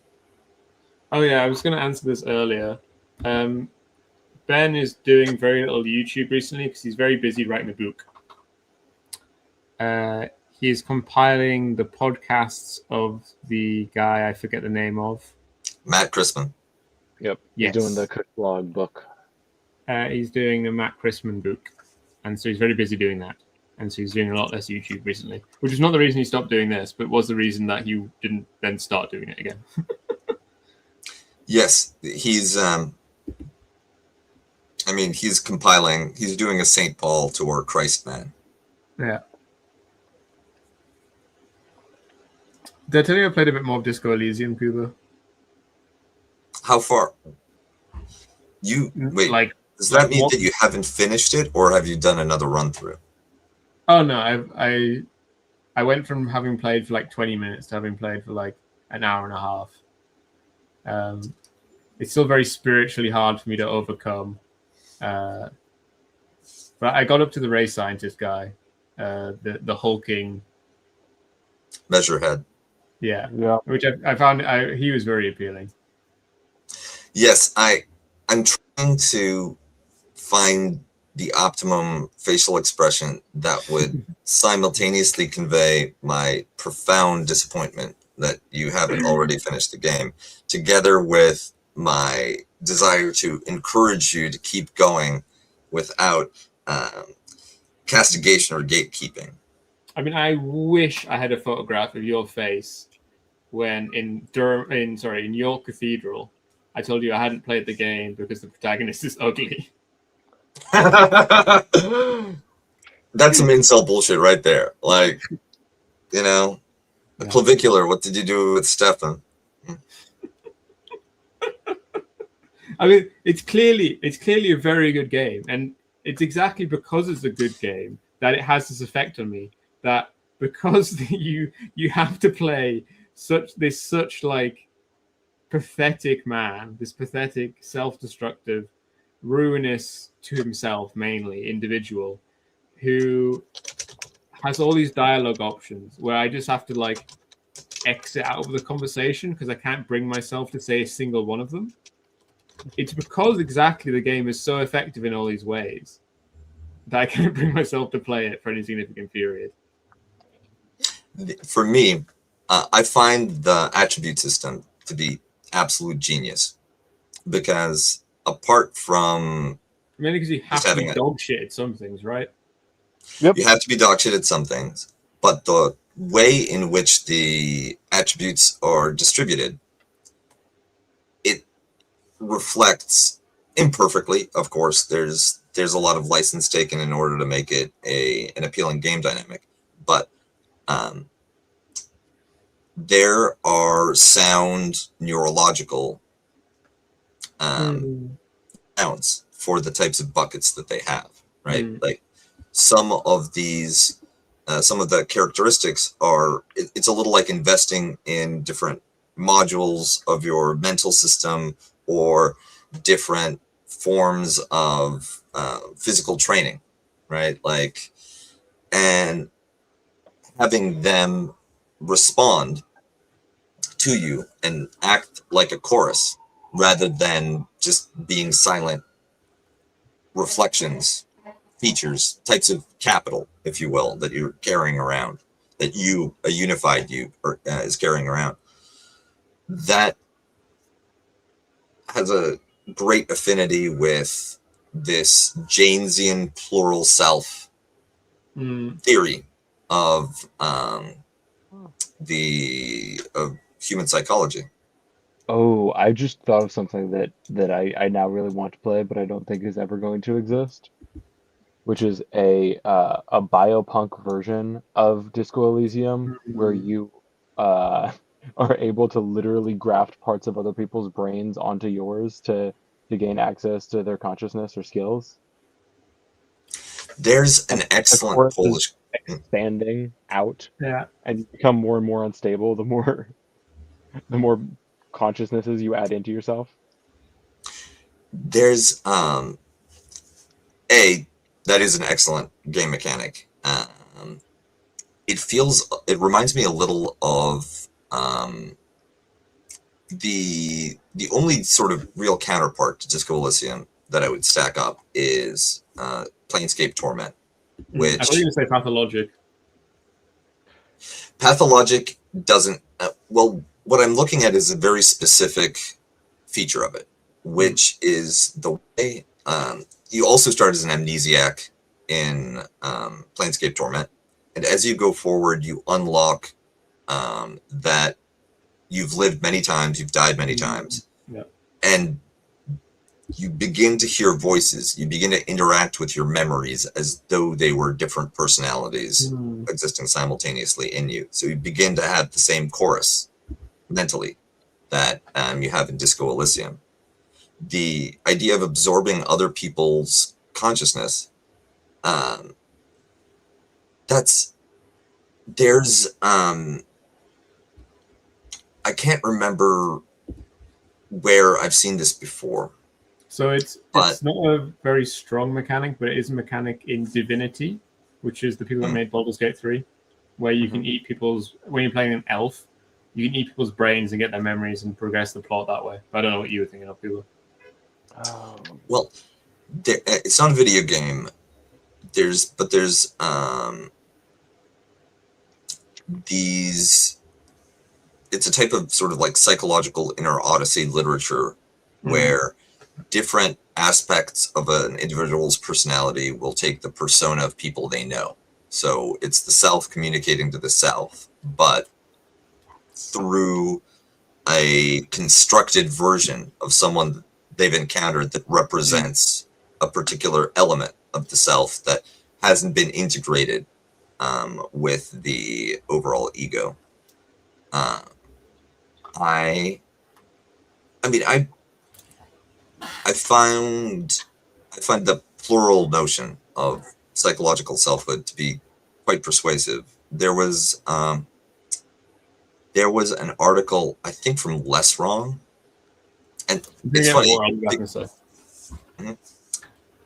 because I think that this may be the psychological counterpart to the radical self-transformation of Looksmaxxing, where they began with the notion of the Buddhist Tibetan notion of the tulpa, which is a variant version of yourself, a kind of doppelganger that can be projected with a distinct identity from who you are.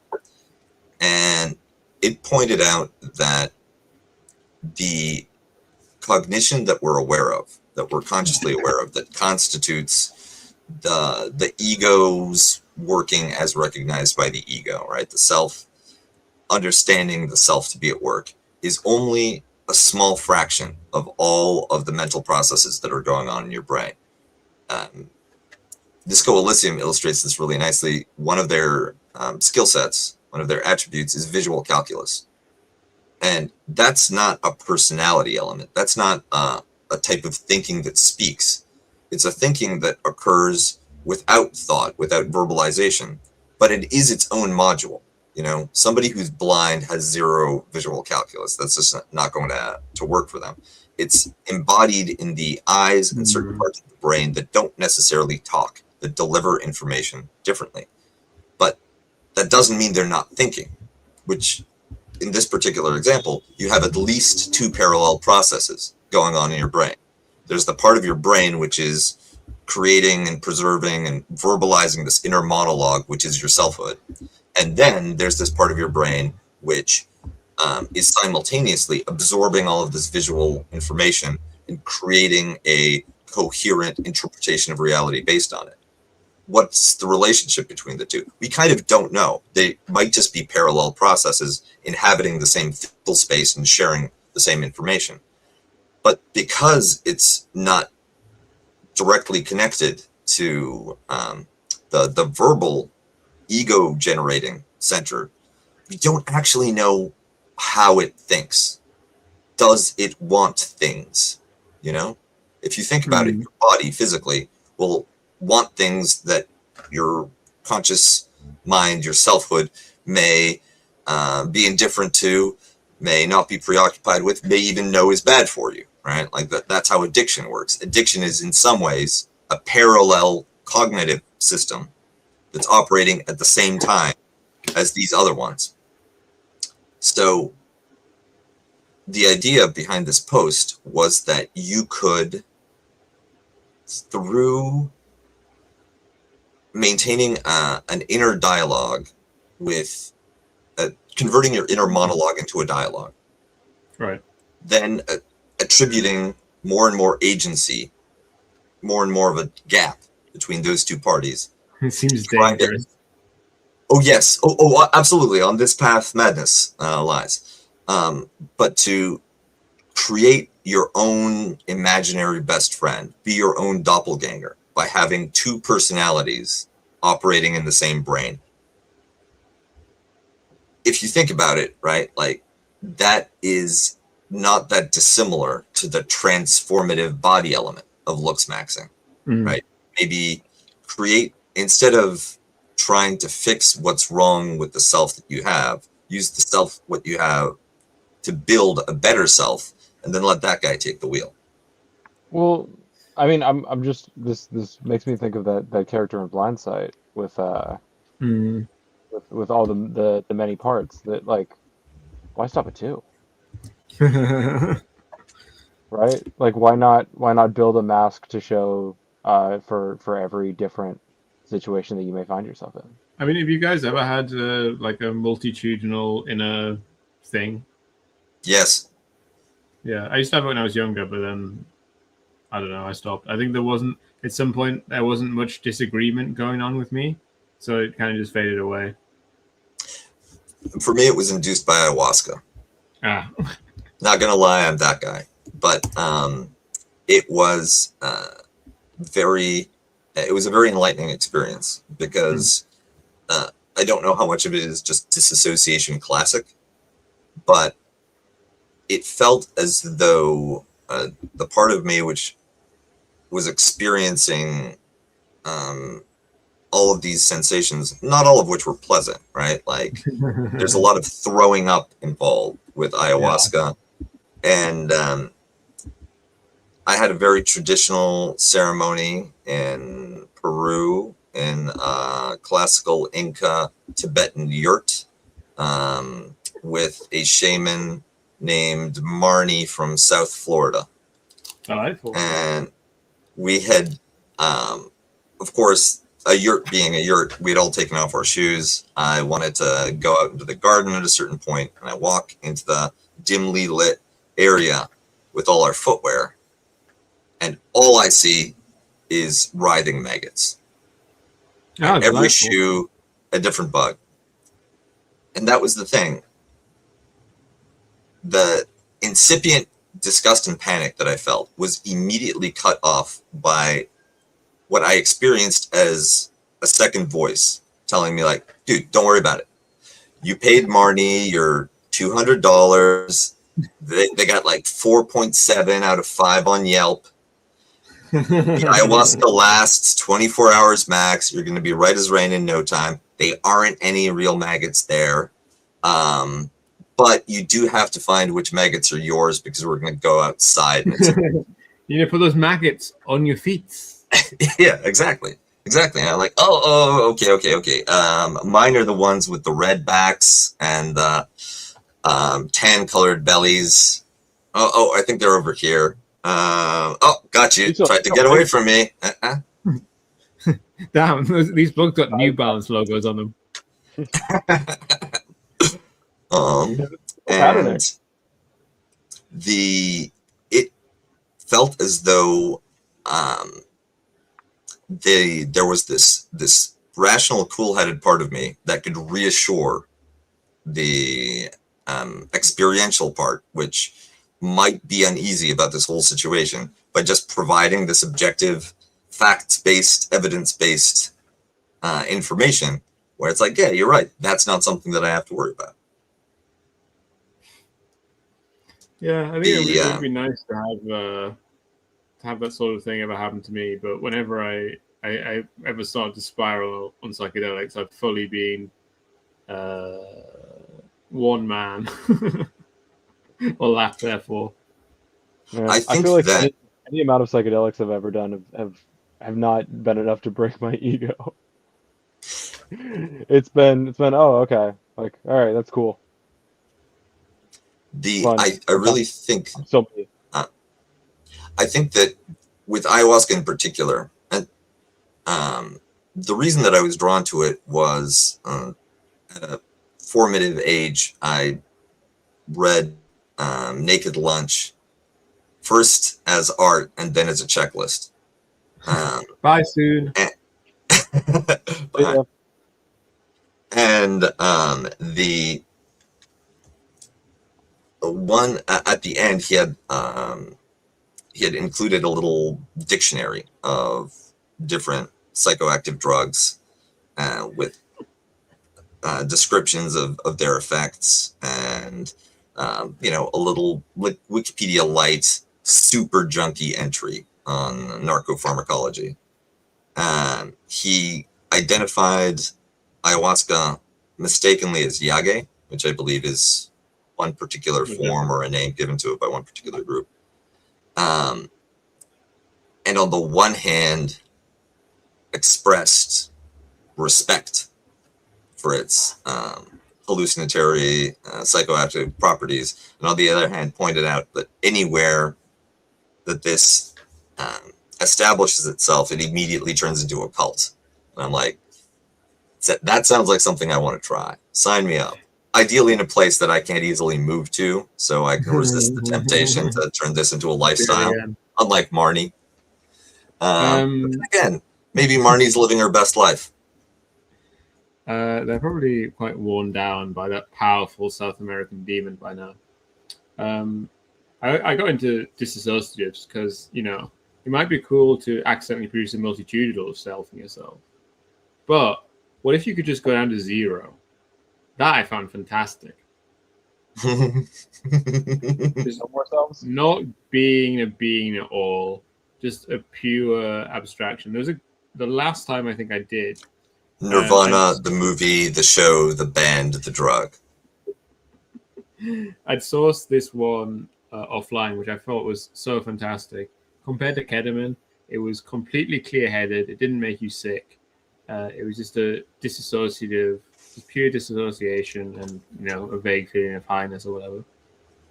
And it was after my friends had moved out of our house, but I'd asked my friend if we could use her room to do it, and she was like, "Yeah, sure."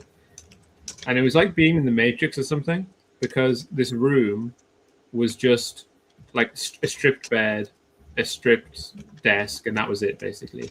And it felt like in the Matrix when they like give you a room or whatever, but like just the absolute minimum.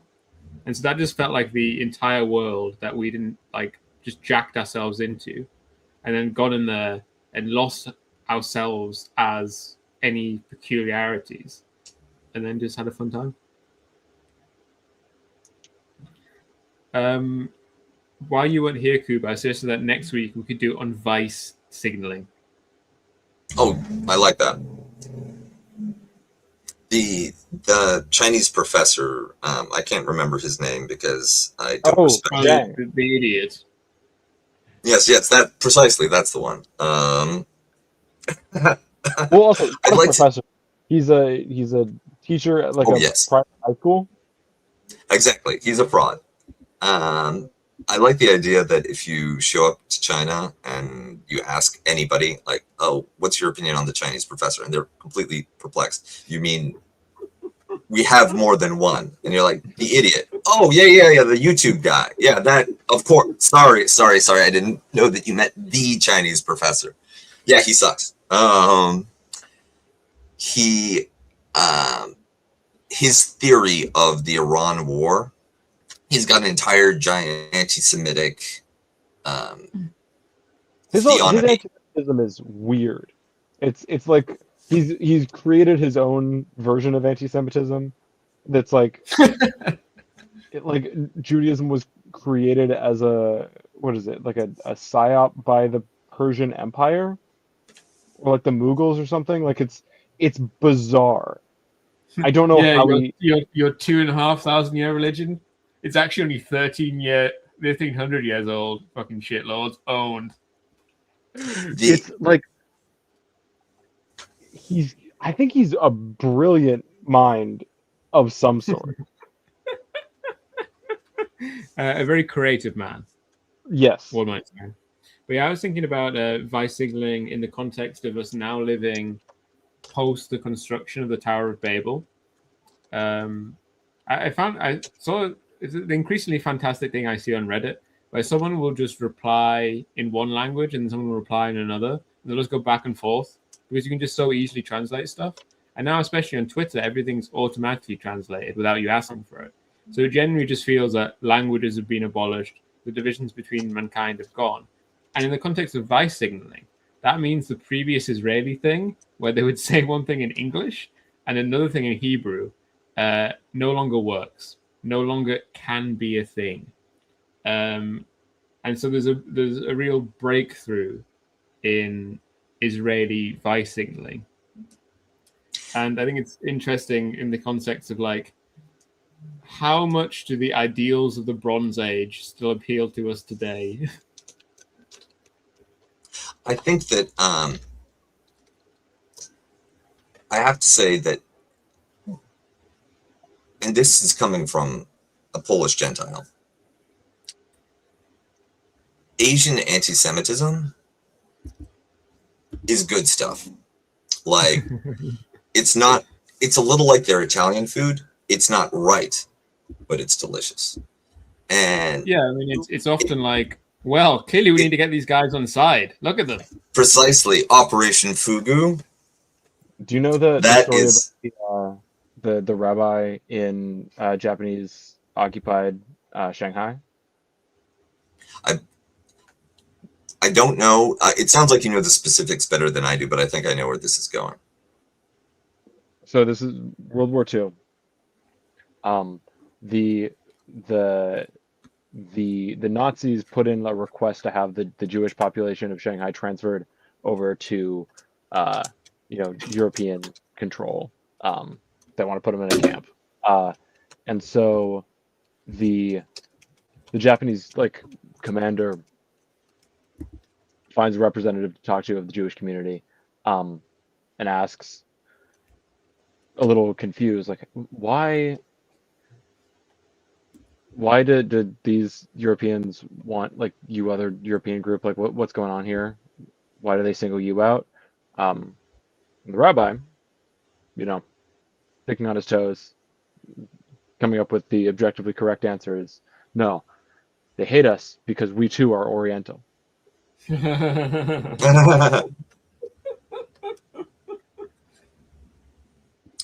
the Japanese never took it over. So, have you guys heard of Operation Fugu? I don't think I have. I assume so. Go on and tell me what it is, but I'm sure I know the thing, if not by name. So, fugu is, of course, the toxic pufferfish, which, if cut correctly, if prepared in the right way, is a delicious treat, but can be toxic if treated without the appropriate level of expertise and caution. This was the name given to a secret Japanese program to resettle European Jews across the Trans-Siberian Railroad into Manchuria and China, the sphere of influence. Because Japan first encountered Judaism through European contact, of course, right? Yeah. It's not an indigenous religion to East Asia. And they learned secondhand anti-Semitism, but without having that Christ killer foundation of intrinsic mal-identification, right? Intrinsic. Yeah, we're not offended by their immense crimes. Like, it has nothing to do with us. Exactly. Right, cool. Wait, and these guys they got something. They've spec'd into a special class. You got away with sacrificing babies for 2,000 years? Damn. That's something we could use.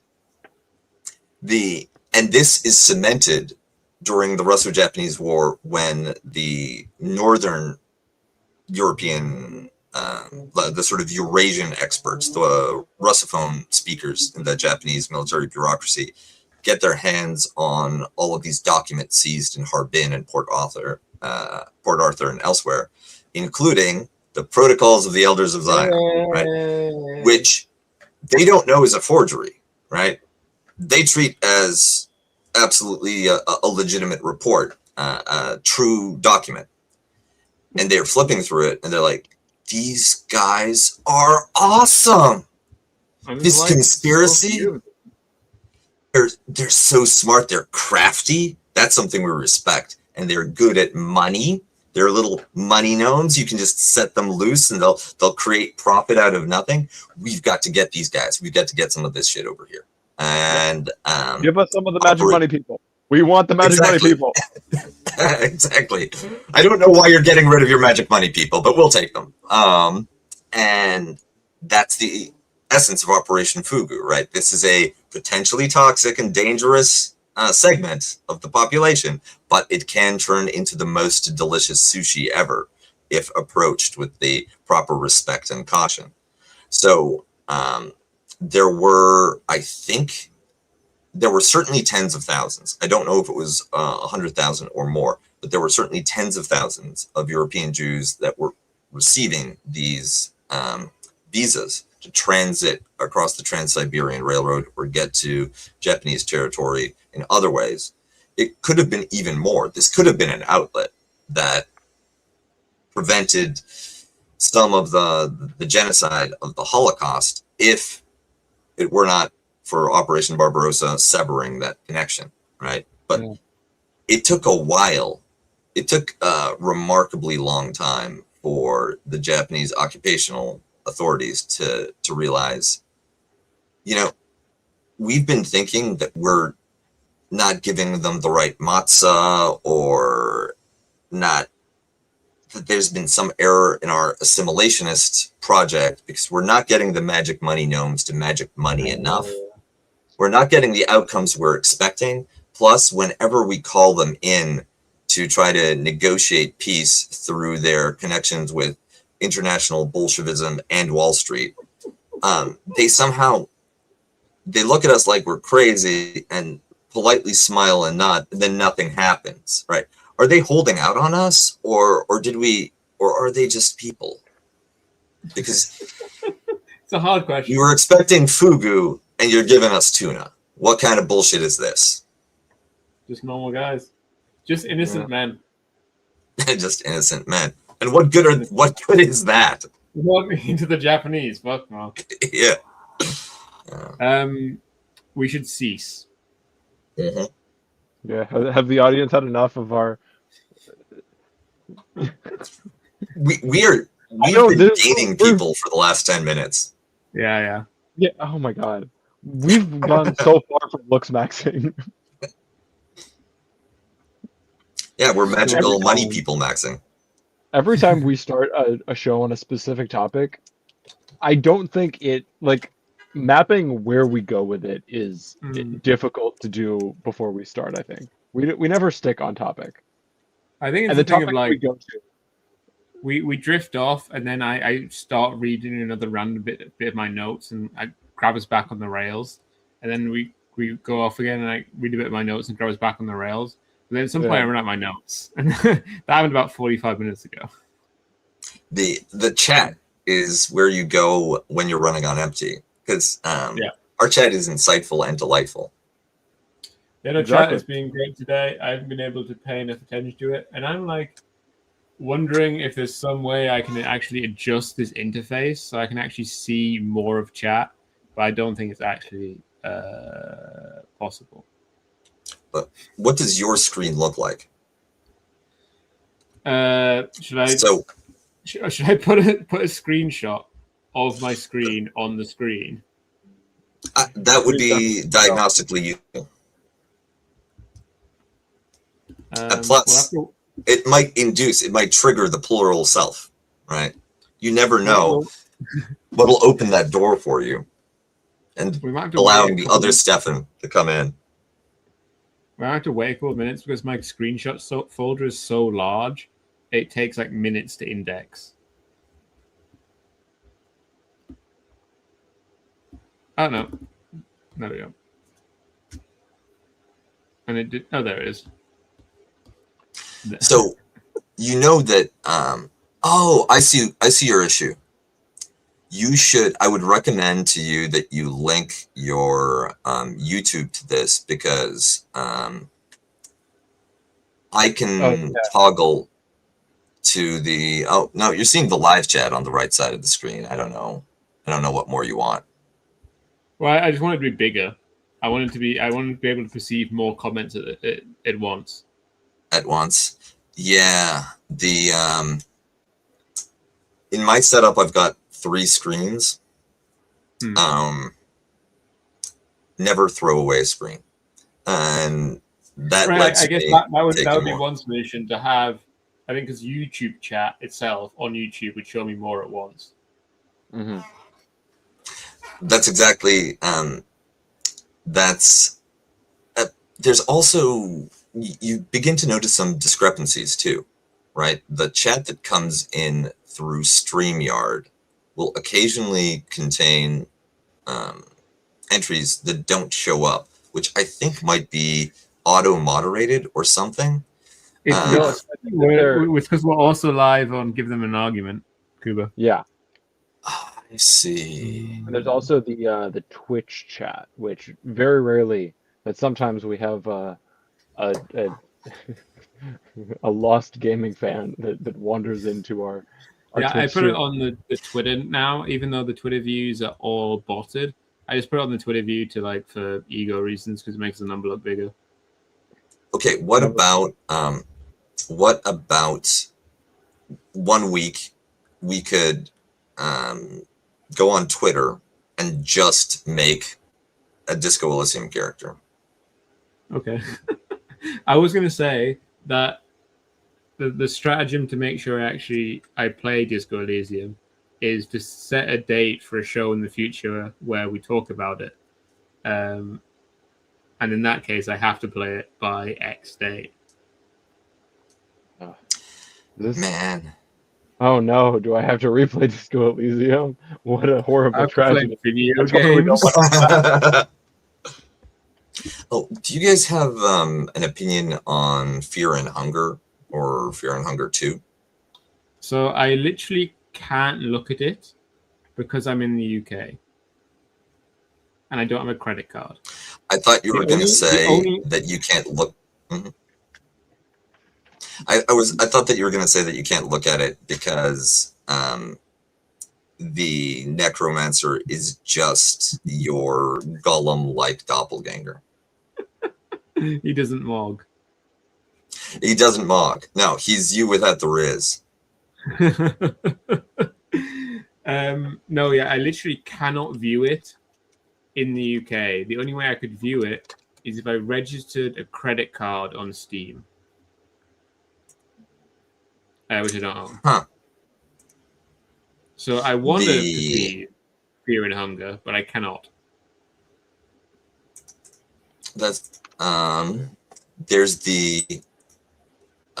I know it more from the YouTube interpretation experience than the actual gameplay. I started it a couple of times, and it really it's pretty abusive when it comes to the user experience. Just looking at Rizla's stuff. Are you laughing at the comment?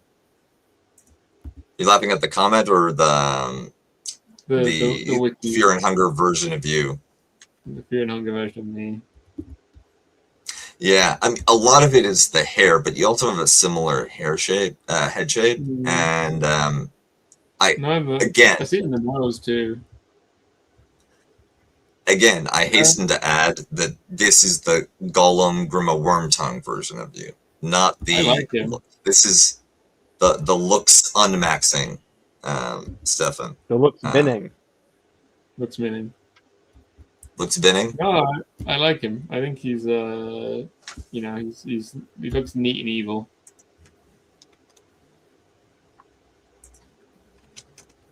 He does have a good outfit, right? Like, I could see somebody rocking that at like a goth club.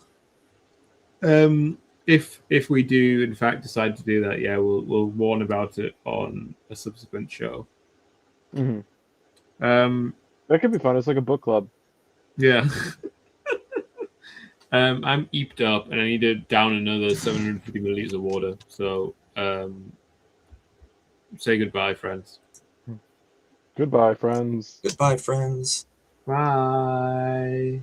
Thanks for watching, everyone. Like and subscribe. Like and subscribe. Give Jason money so that we can have more than 2 people on the fucking StreamYard thing. So that every weekend, Jason doesn't have to remove me, add Toussaint, and then the next day remove me so that he can add Toussaint back. Bye. Bye. Start eating that trash can. I already am eating from the trash can all the time.